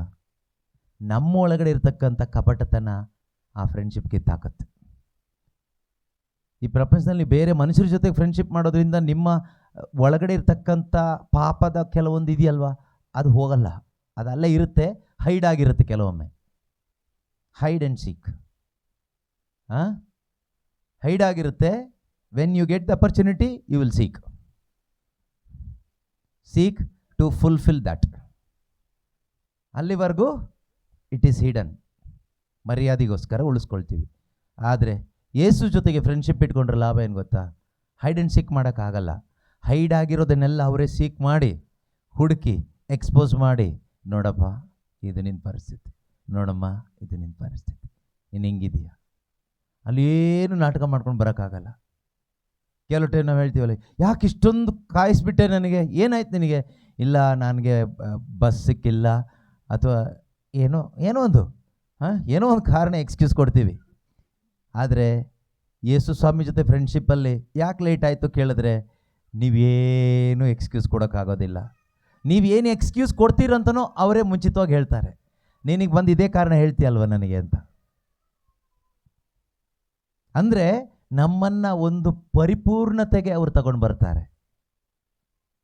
When you have friendship with Jesus Christ, he will make you a complete person.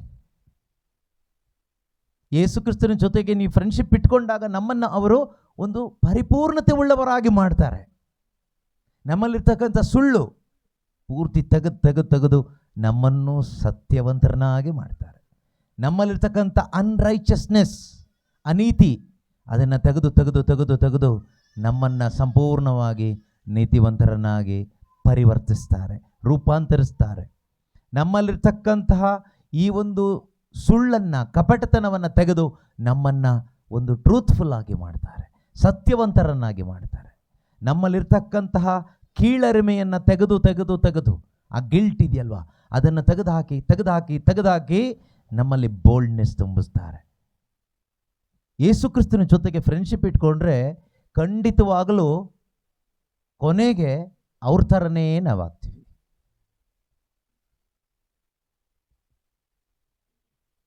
ಈ ಪ್ರಪಂಚದಲ್ಲಿ ಬೇರೆ ಮನುಷ್ಯರ ಜೊತೆಗೆ ಫ್ರೆಂಡ್ಶಿಪ್ ಇಟ್ಕೊಂಡ್ರೆ ನಾವು ಯಾವ ಥರ ಆಗ್ತೀವಿ? ಕೆಲವರು ಹೇಳ್ತಾರಲ್ಲ, ಇವರು ಅವ್ರು ಸಹವಾಸ ಮಾಡಿ ಅವ್ರ ಥರನೇ ಆಗ್ಬಿಟ್ರು ಅಂತ. ನೀವು ಯಾರ ಥರ ಆದರೂ ಕೂಡ ಮನುಷ್ಯರೇ ಅಲ್ವಾ? ಅಲ್ಟಿಮೇಟ್ಲಿ ಒಬ್ಬ ಪಾಪಿ ಇನ್ನೊಂದು ಪಾಪಿ ಜೊತೆಗೆ ಫ್ರೆಂಡ್ಶಿಪ್ ಇಟ್ಕೊಂಡು ಪಾಪಿ ಆದ ಅಷ್ಟೆ.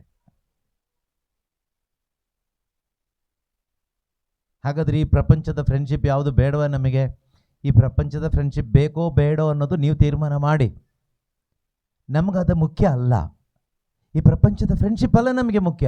ಯೇಸು ಕ್ರಿಸ್ತನ ಅನ್ಯೋನ್ಯತೆಗೆ, ಆ ಫ್ರೆಂಡ್ಶಿಪ್ಪಿಗೆ, ಫ್ರೆಂಡ್ಲಿ ರಿಲೇಷನ್ಶಿಪ್ಪಿಗೆ ದೇವರು ನಮ್ಮನ್ನು ಕರೆದಿದ್ದಾರೆ. ಯಾಕೆ ಗೊತ್ತಾ? ನಾವು ಈ ಪ್ರಪಂಚದಲ್ಲಿ ಸಂತೋಷವಾಗಿ ಬದುಕಬೇಕು ಅಂತ ಅಪ್ಪ ಬಯಸ್ತಾ ಇದ್ದಾರೆ. ನಾವು ಈ ಪ್ರಪಂಚದಲ್ಲಿ ಬದುಕುವಾಗ ಪರಿಪೂರ್ಣತೆ ಉಳ್ಳವರಾಗಿ ಬದುಕಬೇಕು ಅಂತ ಸ್ವರ್ಗದಲ್ಲಿರೋ ದೇವರು ಬಯಸ್ತಾ ಇದ್ದಾರೆ. ಅದು ಹೇಗೆ ಸಾಧ್ಯ ಅಂದರೆ ಪುತ್ರನ ಅನ್ಯೋನ್ಯತೆಯಲ್ಲಿ ಜೀವಿಸುವಾಗ, ಯೇಸು ಕ್ರಿಸ್ತನ ಅನ್ಯೋನ್ಯತೆಯಲ್ಲಿ ಜೀವಿಸುವಾಗ ನಮ್ಮ ಹೃದಯದೊಳಗಡೆ ಏನು ಆಸೆ ಬರುತ್ತೆ ಗೊತ್ತಾ? ಆವಾಗ ನಾನು ಇನ್ನೂ ಹೆಚ್ಚಾಗಿ ಅವ್ರನ್ನ ಪ್ರೀತಿ ಮಾಡಬೇಕು, ಪೂರ್ಣ ಹೃದಯದಿಂದ ಪ್ರೀತಿ ಮಾಡಬೇಕು, ಪೂರ್ಣ ಮನಸ್ಸಿನಿಂದ ಪ್ರೀತಿ ಮಾಡಬೇಕು, ಪೂರ್ಣ ಶಕ್ತಿಯಿಂದ ಪ್ರೀತಿ ಮಾಡಬೇಕು. ಈ ಒಂದು ಆಸೆ ನಮ್ಮೊಳಗಡೆ ಬರುತ್ತೆ. ನಾವು ಅವ್ರನ್ನ ಪೂರ್ಣತೆಯಲ್ಲಿ ಪ್ರೀತಿಸಲಿಕ್ಕೆ ಪ್ರಾರಂಭ ಮಾಡ್ತೀವಿ. ಅವರಿಗೆ ನೋವಾಗದ ಹಾಗೆ, ಯೇಸುವಿಗೆ ನೋವಾಗದ ಹಾಗೆ, ಬೇಸರವಾಗದ ಹಾಗೆ ನಾವು ಬದುಕಲಿಕ್ಕೆ ಪ್ರಾರಂಭ ಮಾಡ್ತೀವಿ. ಆದರೆ ಫೆಲೋಶಿಪ್ಪಲ್ಲಿ ಇಲ್ಲದೆ ಇದ್ದರೆ, ದೇವರು ನಮ್ಮನ್ನು ಕರೆದಿದ್ದಾರೆ, ದೇವರು ನಮ್ಮನ್ನು ಆರಿಸ್ಕೊಂಡಿದ್ದಾರೆ, ಆದರೆ ಅವರ ಅನ್ಯೋನ್ಯತೆಯಲ್ಲಿ ನಾವು ಇಲ್ಲದೆ ಇದ್ದರೆ ನಮ್ಮ ಹೃದಯ ಕಪಟವಾಗ್ತಾ ಹೋಗ್ತದೆ. ನಮ್ಮ ಹೃದಯ ಕಪಟವಾಗ್ತಾ ನಮ್ಮ ಪ್ರಾರ್ಥನೆಗಳು ಕೂಡ ಕಪಟ ಪ್ರಾರ್ಥನೆಗಳಾಗ್ತದೆ. ಥ್ಯಾಂಕ್ಸ್ ಅಮ್ಮ. ನಮ್ಮ ಹೃದಯ ಕಪಟವಾದಾಗ ನಮ್ಮಿಂದ ಬರುವ ಪ್ರಾರ್ಥನೆಗಳು ಎಷ್ಟು ಒಳ್ಳೆಯದಾದರೂ ಕೇಳಿಸ್ಕೊಳ್ಳಿಕ್ಕೆ ಅದು ಕಪಟ ಪ್ರಾರ್ಥನೆಯಾಗಿರ್ತದೆ. ಇಲ್ಲಿ ಕಪಟತನ ಇಟ್ಕೊಂಡು ಕೈ ಎತ್ತಿ, ಸ್ವರ್ಗದಲ್ಲಿರುವ ನಮ್ಮ ತಂದೆಯೇ ನಿಮ್ಮ ನಾಮಕ್ಕೆ ಸ್ತೋತ್ರವಾಗಲಿ ಅಪ್ಪ, ಸ್ತೋತ್ರ ಯೇಸುವೆ, ಹಲ್ಲೆಲೂಯಾ ಯೇಸುವೆ ಎಂದು ಹೇಳುವಾಗ ಅದು ಕಪಟ ಪ್ರಾರ್ಥನೆಯಾಗಿರ್ತದೆ. ಕೇಳಿಸ್ಕೊಳ್ಳುವಾಗ ಕಪಟ ಪ್ರಾರ್ಥನೆ ಅಂತ ಅನಿಸುತ್ತೋ, ಒಳ್ಳೆ ಪ್ರಾರ್ಥನೆ ಅನಿಸುತ್ತೋ? ತುಂಬ ಒಳ್ಳೆ ಪ್ರಾರ್ಥನೆ ಅನಿಸುತ್ತೆ ಅಲ್ವಾ? ಎಷ್ಟು ಭಕ್ತಿಯಿಂದ ಹೇಳ್ತಾ ಇದ್ದಾರೆ, ಕಣ್ಣು ಮುಚ್ಕೊಂಡು ಕೈ ಎತ್ತಿ ಸ್ವರ ಎತ್ತಿ, ಸ್ವರ್ಗದಲ್ಲಿರುವ ಓ ನಮ್ಮ ತಂದೆಯೇ ನಿಮ್ಮ ನಾಮಕ್ಕೆ ಸ್ತೋತ್ರವಾಗಲಿ ಅಪ್ಪ, ನಿಮ್ಮ ರಾಜ್ಯ ಬರಲಿ ಅಪ್ಪ, ಯೇಸುವೇ ನಿಮಗೆ ಸ್ತೋತ್ರ, ಹಾಲೆಲೂಯಾ ಅಂತೆಲ್ಲ ಹೇಳುವಾಗ, ಕೇಳಿಸ್ಕೊಳ್ಳುವಾಗ, ಇದನ್ನು ನೋಡುವಾಗ ಎಷ್ಟು ಭಕ್ತಿಯಿಂದ, ಎಷ್ಟು ಒಳ್ಳೆ ಹೃದಯದಿಂದ ಮಾಡ್ತಾ ಇದ್ದಾರೆ ಪ್ರಾರ್ಥನೆ ಅಂತ ನೋಡುವವರಿಗೆ ಅನ್ನಿಸ್ತದೆ. ಆದರೆ ದೇವರಿಗೆ ಗೊತ್ತು ಅದು ಕಪಟ ಪ್ರಾರ್ಥನೆ ಅಂತ. ನಾವು ಬಾಯಲ್ಲಿ ಏನು ಹೇಳ್ತಾ ಇದ್ದೀವಿ ಅನ್ನೋದು ಅಲ್ಲ ಮುಖ್ಯ, ನಮ್ಮ ಹೃದಯದಲ್ಲಿ ಯೇಸು ನಿಧಿ ಆಗಿದಾರೋ ಇಲ್ವೋ ಅನ್ನೋದು ಮುಖ್ಯ. ನಮ್ಮ ಹೃದಯದಲ್ಲಿ ಯೇಸು ನಿಧಿ ಅಲ್ಲದೆ, ದೇವರು ನನ್ನ ಜೀವನದ ನಿಧಿ ಅಲ್ಲದೆ, ಸ್ವರ್ಗದಲ್ಲಿರುವ ನನ್ನ ತಂದೆಯೇ ನಿಮ್ಮ ನಾಮಕ್ಕೆ ಸ್ತೋತ್ರವಾಗಲಿ ಅಂತ ನಾವು ವೈಬ್ರೇಷನ್ ಎಲ್ಲ ಕೊಟ್ಟು ಹೇಳೋದ್ರಿಂದ ಏನಾದರೂ ಪ್ರಯೋಜನ ಇದೆಯಾ ಕೇಳಿದರೆ ಅದು ನಾಟಕ ಮಾಡ್ದಂಗೆ ಆಗುತ್ತೆ, ಅದು ಕಪಟತನ ಆಗುತ್ತೆ, ಕಪಟ ಭಕ್ತಿ ಆಗುತ್ತೆ. ಅದರಿಂದ ಖಂಡಿತವಾಗಲೂ ನಮಗೆ ಒಳ್ಳೆಯದಂತೂ ಆಗೋದಿಲ್ಲ, ಲಾಭ ಅಂತೂ ಏನೂ ಇಲ್ಲ. ನೋಡುವವರಿಗೆ ಇಷ್ಟು ಪ್ರಾರ್ಥನೆ ಮಾಡ್ತಾರಲ್ವ, ಡೈಲಿ ಪ್ರಾರ್ಥನೆ ಮಾಡ್ತಾರಲ್ವ, ಡೈಲಿ ಜೋರಾಗಿ ಸ್ತುತಿ ಮಾಡ್ತಾರೆ, ಚರ್ಚಿಗೆ ಹೋಗ್ತಾರೆ, ವಾಕ್ಯ ಓದ್ತಾರೆ, ವಾಕ್ಯ ಹೇಳ್ತಾರೆ ಅಂತೆಲ್ಲ ಅನಿಸುತ್ತೆ. ಏನು ಪ್ರಯೋಜನ? ಬೇರೆಯವ್ರಿಗೆ ಅನಿಸಿ ಏನು ಪ್ರಯೋಜನ? ನಾವು ಒಳ್ಳೆಯವರು ಅಂತ ಬೇರೆಯವ್ರಿಗೆ ಅನಿಸೋದ್ರಿಂದ ಏನಾದರೂ ಪ್ರಯೋಜನ ಇದೆಯಾ? ನಾವು ಒಳ್ಳೆಯವರು ಅಂತ ದೇವರಿಗೆ ಅನಿಸ್ಬೇಕು. ದೇವರಿಗೆ ಅನಿಸಿದರೆ ಮಾತ್ರನೇ. ದೇವರಿಗೆ ಅನಿಸ್ಬೇಕಾದ್ರೆ ಯಾವ ಏರಿಯಾ ಸರಿಯಾಗಬೇಕು? ನಮ್ಮ ಹಾರ್ಟ್ ಸರಿಯಾಗಬೇಕು, ನಮ್ಮ ಹೃದಯ ಸರಿಯಾಗಬೇಕು. ಆಗ ಮಾತ್ರ ನಮ್ಮ ಪ್ರಾರ್ಥನೆಗಳು ಖಂಡಿತವಾಗಲೂ ದೇವರಿಗೆ ಮೆಚ್ಚುಗೆ ಆದ ಪ್ರಾರ್ಥನೆಗಳಾಗ್ತದೆ. ಆ ಪ್ರಾರ್ಥನೆಗಳನ್ನು ದೇವರು ಖಂಡಿತವಾಗಲೂ ಸ್ವೀಕಾರ ಮಾಡ್ತಾರೆ. ನಮ್ಮ ಪ್ರಾರ್ಥನೆಗೆ ಉತ್ತರ ಸಿಗುತ್ತೆ, ನಮ್ಮ ಪ್ರಾರ್ಥನೆಗೆ ಫಲ ಸಿಗುತ್ತೆ, ಸಿಗದೇ ಅಲ್ಲ.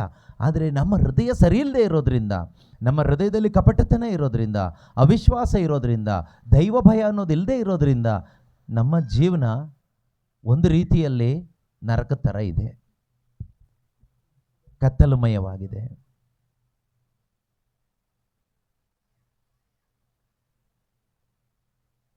ಒಂದು ಸಾಮುವೇಲ್ 15ನೇ ಅಧ್ಯಾಯದಲ್ಲಿ, ಫಸ್ಟ್ ಸಾಮುವೇಲ್ ಚಾಪ್ಟರ್ 15 ವರ್ಸ್ 22 ಅನಿಸುತ್ತೆ, ಅಲ್ಲಿ ಸೌಲನು ದೇವರ ಆಜ್ಞೆಯನ್ನು ಉಲ್ಲಂಘಿಸಿ ಬದುಕ್ತಾ ಇರ್ತಾನೆ.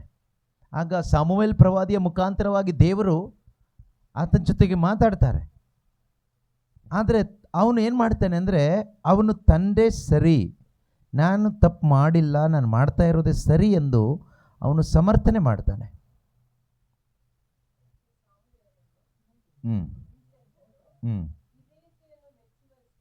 ಹಾಂ ಹಾಂ ಓಕೆ.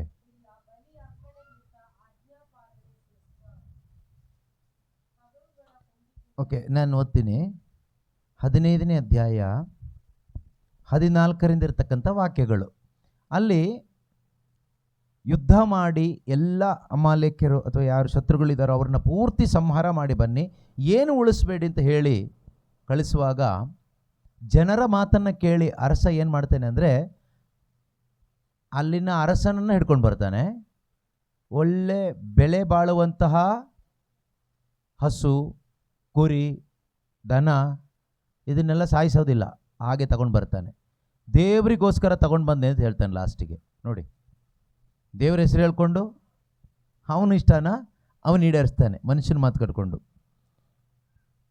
ಸಾಮುವೇಲ್ ಬಂದಾಗ ಕೇಳ್ತಾನೆ, ಇದೇನು ಕುರಿಗಳ ಕೂಗು ನನ್ನ ಕಿವಿಗೆ ಬೀಳುತ್ತಿದೆ, ದನಗಳ ಶಬ್ದ ನನಗೆ ಕೇಳಿಸುತ್ತಿದೆ. ಆಗ ಸೌಲ ಏನು ಹೇಳ್ತಾನೆ ಗೊತ್ತಾ? ಜನರು ನಿಮ್ಮ ದೇವರಾದ ಸರ್ವೇಶ್ವರನಿಗೆ ಬಲಿ ಸಲ್ಲಿಸುವುದಕ್ಕಾಗಿ ಅಮಾಲೇಕ್ಯರ ಕುರಿ ದನಗಳಲ್ಲಿ ಮೇಲ್ತರದವುಗಳನ್ನು ಉಳಿಸಿ ತಂದಿದ್ದಾರೆ, ಮಿಕ್ಕವುಗಳನ್ನೆಲ್ಲ ಸಂಪೂರ್ಣವಾಗಿ ನಾಶ ಮಾಡಿದೆವು ಎಂದು ಉತ್ತರ ಕೊಟ್ಟನು.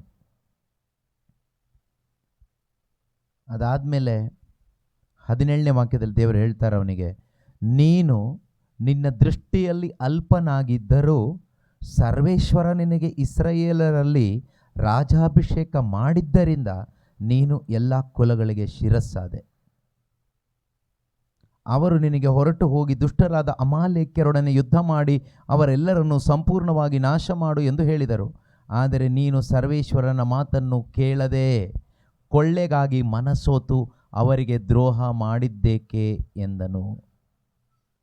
ದೇವರು ಹೇಳ್ತಾರೆ ಸಮುವೇಲನ ಮುಖಾಂತರ, ಹೋಗಿ ಎಲ್ಲರನ್ನೂ ಸರ್ವನಾಶನ ಮಾಡಿವ, ಅಮಾಲೇಕ್ಯರಲ್ಲಿ ಏನೂ ಉಳಿಬಾರ್ದು, ಎಲ್ಲ ನಾಶ ಮಾಡಿವ. ಅವನೇನು ಮಾಡ್ತಾನೆ? ಅವನಿಗೇನೇನು ಬೇಕೆಲ್ಲ ಉಳಿಸ್ಕೊಂಡು ಮಿಕ್ಕಿದ್ದೆಲ್ಲ ಹಾಳು ಮಾಡಿ ಬರ್ತಾನೆ. ಜನರ ಮಾತು ಕೇಳ್ಕೊಂಡು ಬದುಕಿದ್ರೆ ಹಾಳಾಗಿ ಹೋಗ್ತೀರಾ, ಆಯಿತಾ? ನಾವು ದೇವ್ರ ಮಾತು ಕೇಳ್ಕೊಂಡು ಮಾತ್ರನೇ ಬದುಕಬೇಕು. ಯಾವ ಜನರ ಮಾತು ಕೇಳಬೇಡಿ, ಜನರ ಮಾತಿಗೆ ಮರ್ಯಾದೆ ಕೊಡಬೇಡಿ ಅಂತಲ್ಲ, ಅವ್ರ ಮುಖಾಂತರ ದೇವ್ರು ಮಾತಾಡಿದರೆ ಬೆಲೆ ಕೊಡಿ. ಅದಲ್ಲದೆ ನಮಗಿಷ್ಟ ಆಗುವಂಥದ್ದು ಏನೇ ಹೇಳಿದರು ಅದು ನಾವು ಹಾಳಾಗಲಿಕ್ಕೆ ಅಂತಾನೆ. ನಮಗಿಷ್ಟ ಆಗೋದೆಲ್ಲ ಬೇಕಾಗಿರೋದು, ದೇವರು ಏನು ಬಯಸ್ತಾರೋ ಅದು ಬೇಕು ಇವತ್ತು. ಅದರಿಂದ ದೇವರ ಮಾತಿಗೆ ನಾವು ಬೆಲೆ ಕೊಡಬೇಕು. ಆಗ ಸೌಲನು ಸಮುವೇಲನಿಗೆ ಏನು ಹೇಳ್ತಾನೆ? ನೀನು ದೇವ್ರ ಮಾತು ಕೇಳಲಿಲ್ಲ ಅಂತ ಸೌಲನಿಗೆ ಹೇಳುವಾಗ ಸೌಲ ಏನು ಹೇಳ್ತಾನೆ? ಏನು, ನಾನು ಸರ್ವೇಶ್ವರನ ಮಾತನ್ನು ಕೇಳಲಿಲ್ಲವೇ? ಅವರು ಕಳುಹಿಸಿದಲ್ಲಿಗೆ ಹೋಗಿ ಅಮಾಲೇಕ್ಯರನ್ನೆಲ್ಲ ಸಂಹರಿಸಿ ಅವರ ಅರಸನಾದ ಆಗಾಗನನ್ನು ಹಿಡಿದು ತಂದೆ. ಅಂದರೆ ಅವನು ರೆಬೆಲಿಯಸ್ ಆಗ್ತಾನಲ್ಲಿ. ನಾನು ಮಾಡಿಲ್ವಾ? ನಾವು ಪ್ರಾರ್ಥನೆ ಮಾಡ್ತಾ ಇಲ್ವಾ? ನಾವು ಬೈಬಲ್ ಓದ್ತಾ ಇಲ್ವಾ? ನಾವು ಚರ್ಚಿಗೆ ಹೋಗ್ತಾ ಇಲ್ವಾ? ನಾವು ಕಾಣಿಕೆ ಕೊಡ್ತಾ ಇಲ್ವಾ? ನಾವು ಉಪವಾಸ ಮಾಡ್ತಾ ಇಲ್ವಾ? ಈ ರೀತಿ ಎಲ್ಲ ಪ್ರಶ್ನೆ ಕೇಳೋದು, ಇದೆಲ್ಲ ಒಂದು ರೀತಿ ಹಠಮಾರಿತನ. ಅದಾದಮೇಲೆ 22ನೇ ವಾಕ್ಯದಲ್ಲಿ ಹೇಳ್ತಾರೆ, ಸಮುವೇಲನು ಇಂತೆಂದನು, ವಿಧೇಯತೆಯನ್ನು ಮೆಚ್ಚುವಷ್ಟು ಬಲಿ ಹೋಮಗಳನ್ನು ಮೆಚ್ಚುತ್ತಾರೆಯೇ ಸರ್ವೇಶ್ವರ? ನೀನು ಬಲಿ ಅರ್ಪಿಸದೆ, ಹೋಮ ಮಾಡದೆ ಎಲ್ಲ ಹೇಳ್ತೀಯ, ಆದರೆ ವಿಧೇಯತೆಯನ್ನು ಮೆಚ್ಚುವಷ್ಟು ದೇವರು ಇದನ್ನು ಮೆಚ್ಚಿಸ್ತಾರಾ? Has the Lord as great delight in burnt offerings and sacrifices.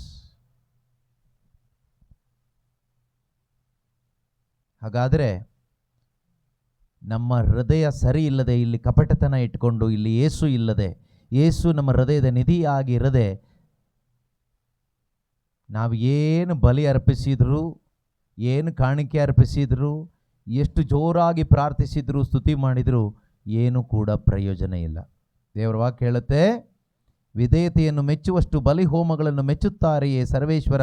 ಇಲ್ಲ. ಏನಂತ ಹೇಳ್ತಾರೆ? ಇಲ್ಲ, ದೇವರು ಮೆಚ್ಚೋದಿಲ್ಲ. ಬಲಿ ಅರ್ಪಣೆಗಿಂತ ಆಜ್ಞಾಪಾಲನೆ ಶ್ರೇಷ್ಠ. ಹೇಳಿ ನೋಡೋಣ, ಬಲಿ ಅರ್ಪಣೆಗಿಂತ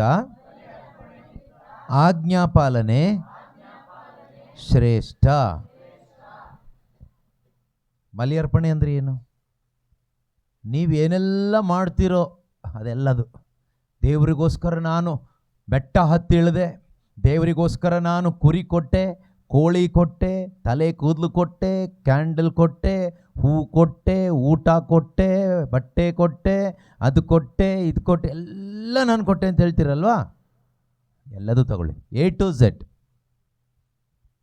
ದೇವ್ರು ಹೇಳ್ತಾರೆ, ಬಲಿ ಅರ್ಪಣೆಗಿಂತ ಇದೆಲ್ಲ ನೀನು ಬಲಿ ಕೊಟ್ಟು ಲಾಸ್ಟಿಗೆ ನಿಂದು ಒಂದು ಕುತ್ತಿಗೆ ಕೊಯ್ದು ನಿನ್ನ ಪ್ರಾಣ ಕೊಟ್ಟರು ಅದು ಪ್ರಯೋಜನ ಇಲ್ಲ, ಅದು ಪ್ರಯೋಜನ ಇಲ್ಲ. ದೇವರಿಗೆ ನಿನ್ನ ಪ್ರಾಣನೂ ಬೇಡ, ನಿನ್ನ ರಕ್ತನೂ ಬೇಡ, ನಿನ್ನ ಕೂದಲು ಬೇಡ, ನಿನ್ನ ಕ್ಯಾಂಡ್ಲು ಬೇಡ, ನಿನ್ನ ಹಣನೂ ಬೇಡ, ಯಾವುದು ಬೇಡ. ದೇವರಿಗೇನು ಬೇಕು? ನಿನ್ನ ವಿಧೇಯತೆ ಬೇಕು. ಯುವರ್ ಒಬಿಡಿಯನ್ಸ್, ನಿನ್ನ ವಿಧೇಯತೆ. ಯಾವುದಕ್ಕೆ ವಿಧೇಯರಾಗಬೇಕು ನಾವು? ಅವರ ವಾಕ್ಯಕ್ಕೆ ವಿಧೇಯರಾಗಿ ಬದುಕಬೇಕು. ವಾಕ್ಯ ಗೊತ್ತಿದ್ರೆ ಅಲ್ವಾ ವಿಧೇಯರಾಗೋದು. ನಮಗೆ ವಾಕ್ಯ ಓದಲಿಕ್ಕೆ ಸಮಯ ಇಲ್ಲ, ವಾಕ್ಯ ಬಂದು ಕೂತ್ಕೊಂಡು ಕೇಳಿಸ್ಕೊಳ್ಳಿಕ್ಕೆ ಸಮಯ ಇಲ್ಲ. ಮತ್ತು ನೀನು ಹೇಗೆ ವಿಧೇಯನಾಗ್ತೀಯಾ? ಹೇಗೆ ವಿಧೇಯಳಾಗ್ತೀಯಾ? Without knowing his word, how you can be obedient to his word? Without hearing his word, how you can obey his word? ಅವರ ಮಾತನ್ನು, ದೇವರ ಮಾತನ್ನು ಕೇಳಿಸ್ಕೊಳ್ಳದೆ ಇದ್ದರೆ, ದೇವರ ಮಾತನ್ನು ನಾವು ಆಲಿಸದೇ ಇದ್ದರೆ, ಓದದೇ ಇದ್ದರೆ, ನಾವು ಅದನ್ನು ಅನುಸರಣೆ ಮಾಡೋದು ಎಲ್ಲಿ ಬಂತು? ಅನುಸರಣೆ ಮಾಡಲಿಕ್ಕೆ ಏನಿದೆ ಮತ್ತೆ? ಮಾಮೂಲಿ ಸಾಂಪ್ರದಾಯಿಕವಾಗಿ ಬದುಕಬೇಕಾಗತ್ತೆ. ಆದರೆ ವಾಕ್ಯ ಹೇಳುತ್ತೆ ಅದು ಪ್ರಯೋಜನ ಇಲ್ಲ. ಬಲಿ ಅರ್ಪಣೆಗಿಂತ ಆಜ್ಞಾಪಾಲನೆ, ಬಲಿ ಅರ್ಪಣೆಗಿಂತ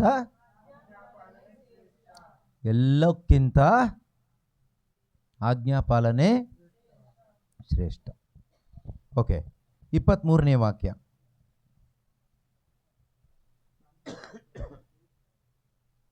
ಏನಂತ ಇದೆ? ತಂತ್ರ ಮಂತ್ರಗಳಷ್ಟೇ ಕೆಟ್ಟದ್ದು ಪ್ರತಿಭಟನೆ. ಪ್ರತಿಭಟನೆ. For rebellion is no less a sin than divination. ಮಠ ಮಂತ್ರಕ್ಕೆ ಹೋಗಿದ್ದೀರಾ? ಯಾರಾದರೂ ಹೋಗಿದ್ದೀರಾ ಯಾವತ್ತಾದರೂ? ಹೋಗಿಲ್ಲ. ನೀವು ಹೋಗಿಲ್ಲ ಬಿಡು, ಅಪ್ಪ ಅಮ್ಮ ಹೋಗಿರ್ತಾರೆ, ಕೇಳಿ ನೋಡು. ಸೊ ಮಾಟ ಮಂತ್ರದಷ್ಟೇ ಅದೇ. ಆದರೆ ಅದೆಲ್ಲ ಹೇಳ್ತಾ ಇರೋದು, ನೀವು ಹೋಗಿದ್ದು ಸರಿ ತಪ್ಪು ಹೇಳ್ತಾ ಇಲ್ಲ ನಾನು.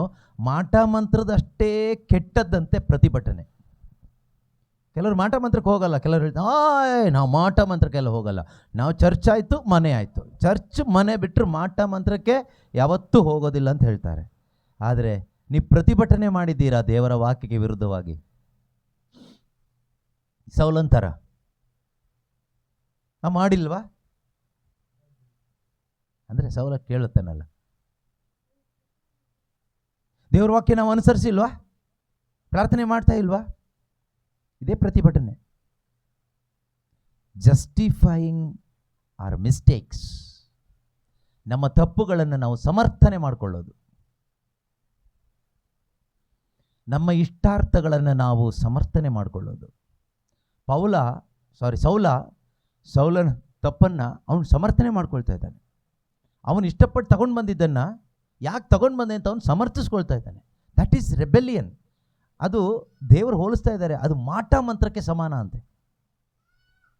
ಮಾಟ ಮಂತ್ರ ಮಾಡೋನಿಗೆ ಏನು ಶಿಕ್ಷೆನೋ ಇವನಿಗೂ ಅದೇ ಶಿಕ್ಷೆ ಅಂತ. ನೀನು ಮಾಟ ಮಂತ್ರಕ್ಕೆ ಹೋಗಬೇಕು ಅಂತ ಇಲ್ಲ, ನೀನು ಚರ್ಚಿಗೆ ಹೋಗು. ಆದರೆ ಮಾಟ ಮಂತ್ರಕ್ಕೆ ಹೋಗುವಾಗ ಆಗುವ ಆ ದುಷ್ಪರಿಣಾಮ ಇದೆಯಲ್ವಾ, ಅದೇ ಸೇಮ್ ಎಫೆಕ್ಟ್, ಸೇಮ್ ಕಾನ್ಸಿಕ್ವೆನ್ಸ್, ದುಷ್ಪರಿಣಾಮ ಈ ರೆಬೆಲಿಯಸ್ ಆಗಿ ಬದುಕುವ ಕ್ರೈಸ್ತರಿಗೂ ಇರ್ತದೆ. ಮಾಟ ಮಂತ್ರಕ್ಕೆ ಹೋಗಲ್ಲ ಅವರು, ತುಂಬ ಒಳ್ಳೆಯವರು. ಕೆಲವರು ಹೇಳ್ತಾರಲ್ಲ, ನಾವು ಮಾಟ ಮಂತ್ರ ತಗಡು ಇದು ಯಾವುದು ಕಟ್ಟೋದು ಬಿಚ್ಚೋದು ಇದು ಯಾವುದಕ್ಕೂ ನಾವು ಹೋಗಲ್ಲಪ್ಪ, ನಮ್ಮ ಹತ್ರ ಇದು ಯಾವುದೂ ಇಲ್ಲ, ಒಳ್ಳೆಯದೇ. ಆದರೆ ಒಳಗಡೆ ದೇವರ ವಾಕ್ಯಕ್ಕೆ ವಿರುದ್ಧವಾದ ಒಂದು ಜೀವನ ಇದೆಯಾ?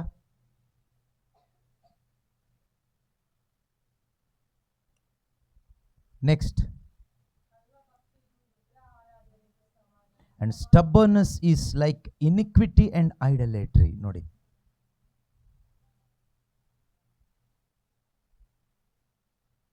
ತಂತ್ರ ಮಂತ್ರಗಳಷ್ಟೇ ಕೆಟ್ಟದ್ದು ಪ್ರತಿಭಟನೆ. ಕಳ್ಳ ಭಕ್ತಿಗೂ ವಿಗ್ರಹಾರಾಧನೆಗೂ ಸಮಾನ ಹಠಮಾರಿತನ. ಸೌಲನಲ್ಲಿ ಇದೆರಡೂ ಇತ್ತು. ಇದೆರಡನ್ನು ದೇವರು ಎಕ್ಸ್ಪೋಸ್ ಮಾಡಿ ತೋರಿಸ್ತಾ ಇದ್ದಾರೆ. ನೋಡಿ, ಇದೆರಡೂ ನಿನ್ನಲ್ಲಿದೆ. ನೀನು ವಿಗ್ರಹಾರಾಧನೆ ಮಾಡ್ತಾ ಇಲ್ಲ ಅಲ್ವಾ? ಆದರೆ ನಿನ್ನಲ್ಲಿ ಹಠಮಾರಿತನ ಇದೆ. ಏನಿದೆ? ಹಠಮಾರಿತನ ಇದೆ. ನೀನು ಮಾಟ ಮಂತ್ರಕ್ಕೆ ಹೋಗಿಲ್ಲ, ಆದರೆ ನಿನ್ನಲ್ಲಿ ರೆಬೆಲಿಯಸ್ ನೇಚರ್ ಇದೆ. ಪ್ರತಿಭಟನೆ ಮಾಡುವ, ದೇವರ ವಾಕ್ಯವನ್ನೇ, ದೇವರ ಆಲೋಚನೆಯನ್ನೇ, ದೇವರ ಚಿತ್ತವನ್ನೇ ಪ್ರತಿಭಟಿಸುವ, ನಿನ್ನದೇ ಸರಿ ಎಂದು ಸಮರ್ಥನೆ ಮಾಡಿಕೊಳ್ಳುವ ಒಂದು ಟ್ಯಾಲೆಂಟ್, ಒಂದು ವ್ಯಕ್ತಿತ್ವ ನಿನ್ನಲ್ಲಿದೆ. ಅದರಿಂದ ಹೇಳ್ತಾರೆ, ಸರ್ವೇಶ್ವರನ ಆದೇಶವನ್ನು ತಳ್ಳಿಬಿಟ್ಟವರು, ನೀ ತಳ್ಳಿಬಿಟ್ಟೆ ಹಠಮಾರಿತನ, ನೀ ತಳ್ಳಿಬಿಟ್ಟೆ ಸರ್ವೇಶ್ವರನ ಆದೇಶವನ್ನು ತಳ್ಳಿಬಿಟ್ಟರವರು ನಿನ್ನ ಅರಸುತನವನ್ನು ಎಂದು ನುಡಿದನು.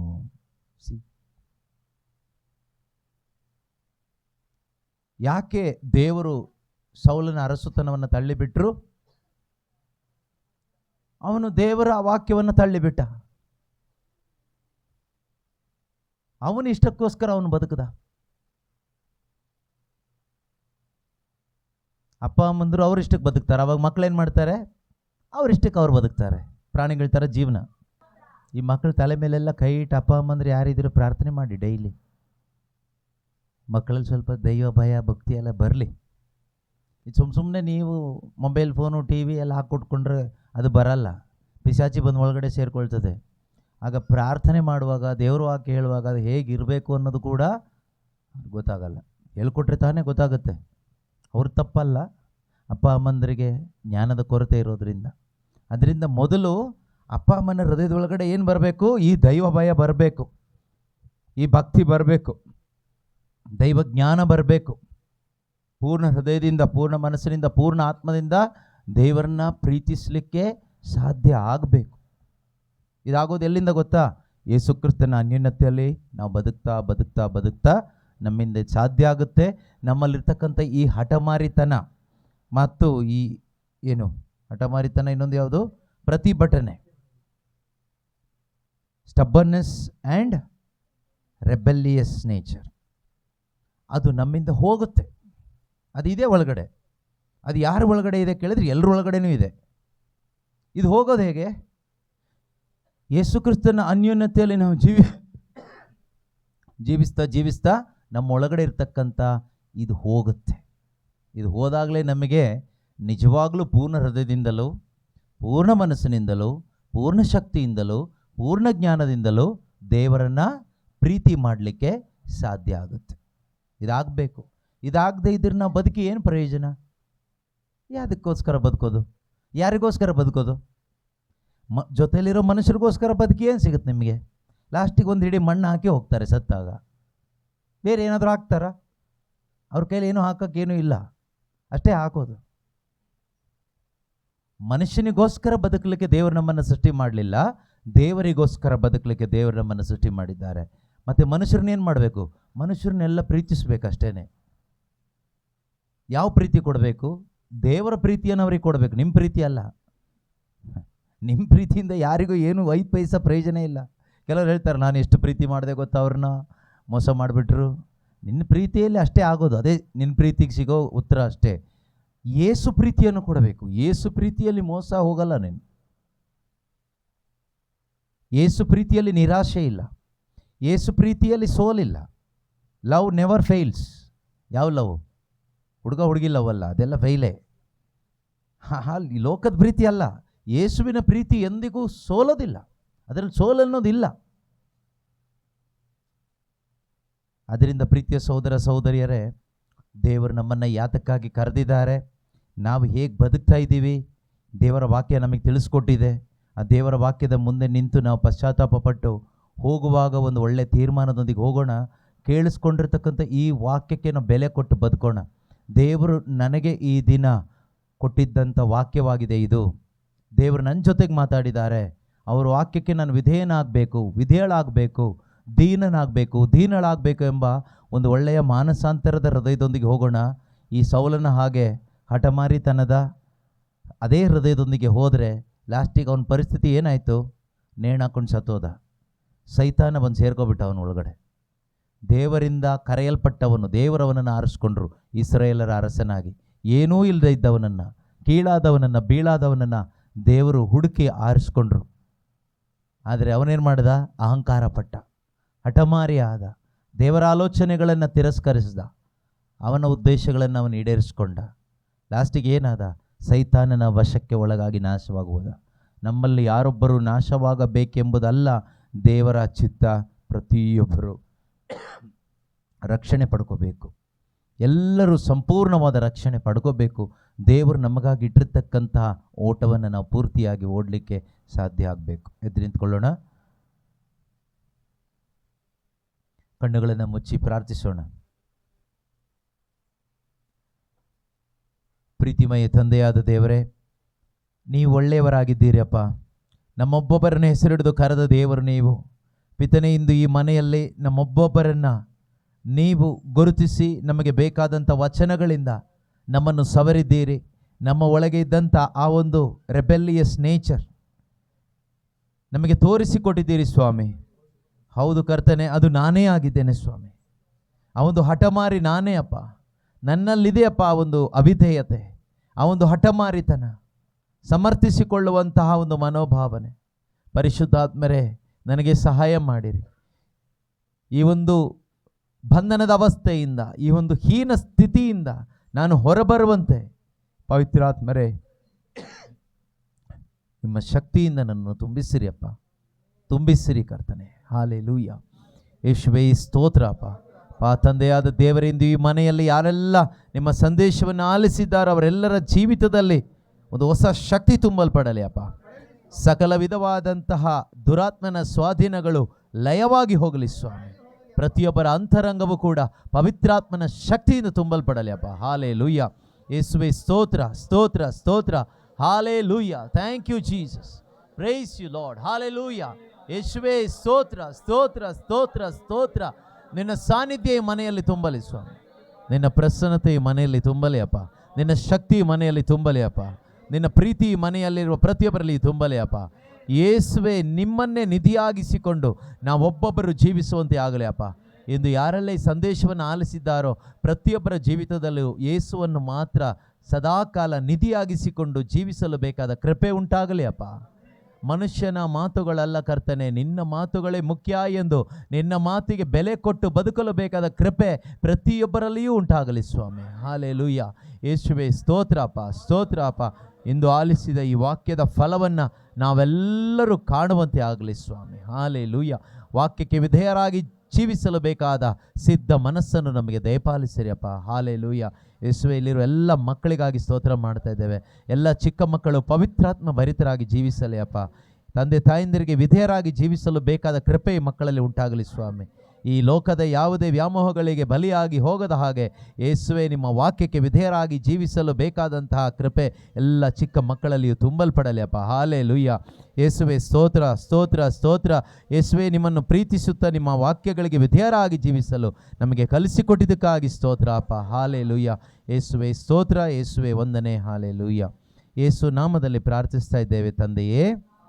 ಯೇಸು ಕ್ರಿಸ್ತರೇ ನಮ್ಮ ಪ್ರಭು, ಎಂದಿಗೂ ಎಂದೆಂದಿಗೂ ರಾಜ್ಯಭಾರವು ಅಧಿಕಾರವು ಮಹಿಮೆಯು ಸದಾ ಕಾಲಕ್ಕೂ ತ್ರಿಯೇಕ ದೇವರಿಗೆ ಮಾತ್ರ ಸಲ್ಲಲಿ. ಆಮೆನ್. ಏನು ವಾಕ್ಯ ಕೇಳಿಸ್ಕೊಂಡಿದ್ದೀರೋ ಅದನ್ನು ಮತ್ತೆ ಧ್ಯಾನ ಮಾಡಿ ಆ ವಾಕ್ಯವನ್ನು ಅನುಸರಣೆ ಮಾಡಲಿಕ್ಕೆ ದೇವರು ನಮಗೆ ಕೊಟ್ಟಿರೋದು, ಕೇಳಿಸ್ಕೊಳ್ಳಿಕ್ಕೋಸ್ಕರ ಅಲ್ಲ. ಅದನ್ನು ನಮ್ಮ ಜೀವಿತದಲ್ಲಿ ನಾವು ಅನುಸರಣೆ ಮಾಡಿ ನಾವು ಬದುಕಬೇಕು, ಅದಕ್ಕಾಗಿ ದೇವರು ಕೊಟ್ಟಿದ್ದಾರೆ. ಆದ್ದರಿಂದ ಆ ಕೆಲಸ ನಮ್ಮದು, ಅದು ದೇವ್ರ ಕೆಲಸ ಅಲ್ಲ. ಅನುಸರಣೆ ಮಾಡೋದು ನಮ್ಮ ಕೆಲಸ. ಏನು ಅನುಸರಣೆ ಮಾಡಬೇಕು ಅದನ್ನು ದೇವರು ನಮಗೆ ಕೊಟ್ಟಿದ್ದಾರೆ, ಈಗ ನಮ್ಮ ಕೈಯಲ್ಲಿದೆ. ಓಕೆ. ಸೊ 9:30 ಬೈಬಲ್ ಕ್ಲಾಸ್ ಇದೆ, ಎಲ್ಲರೂ ಕೂಡ ಜಾಯಿನ್ ಆಗಿ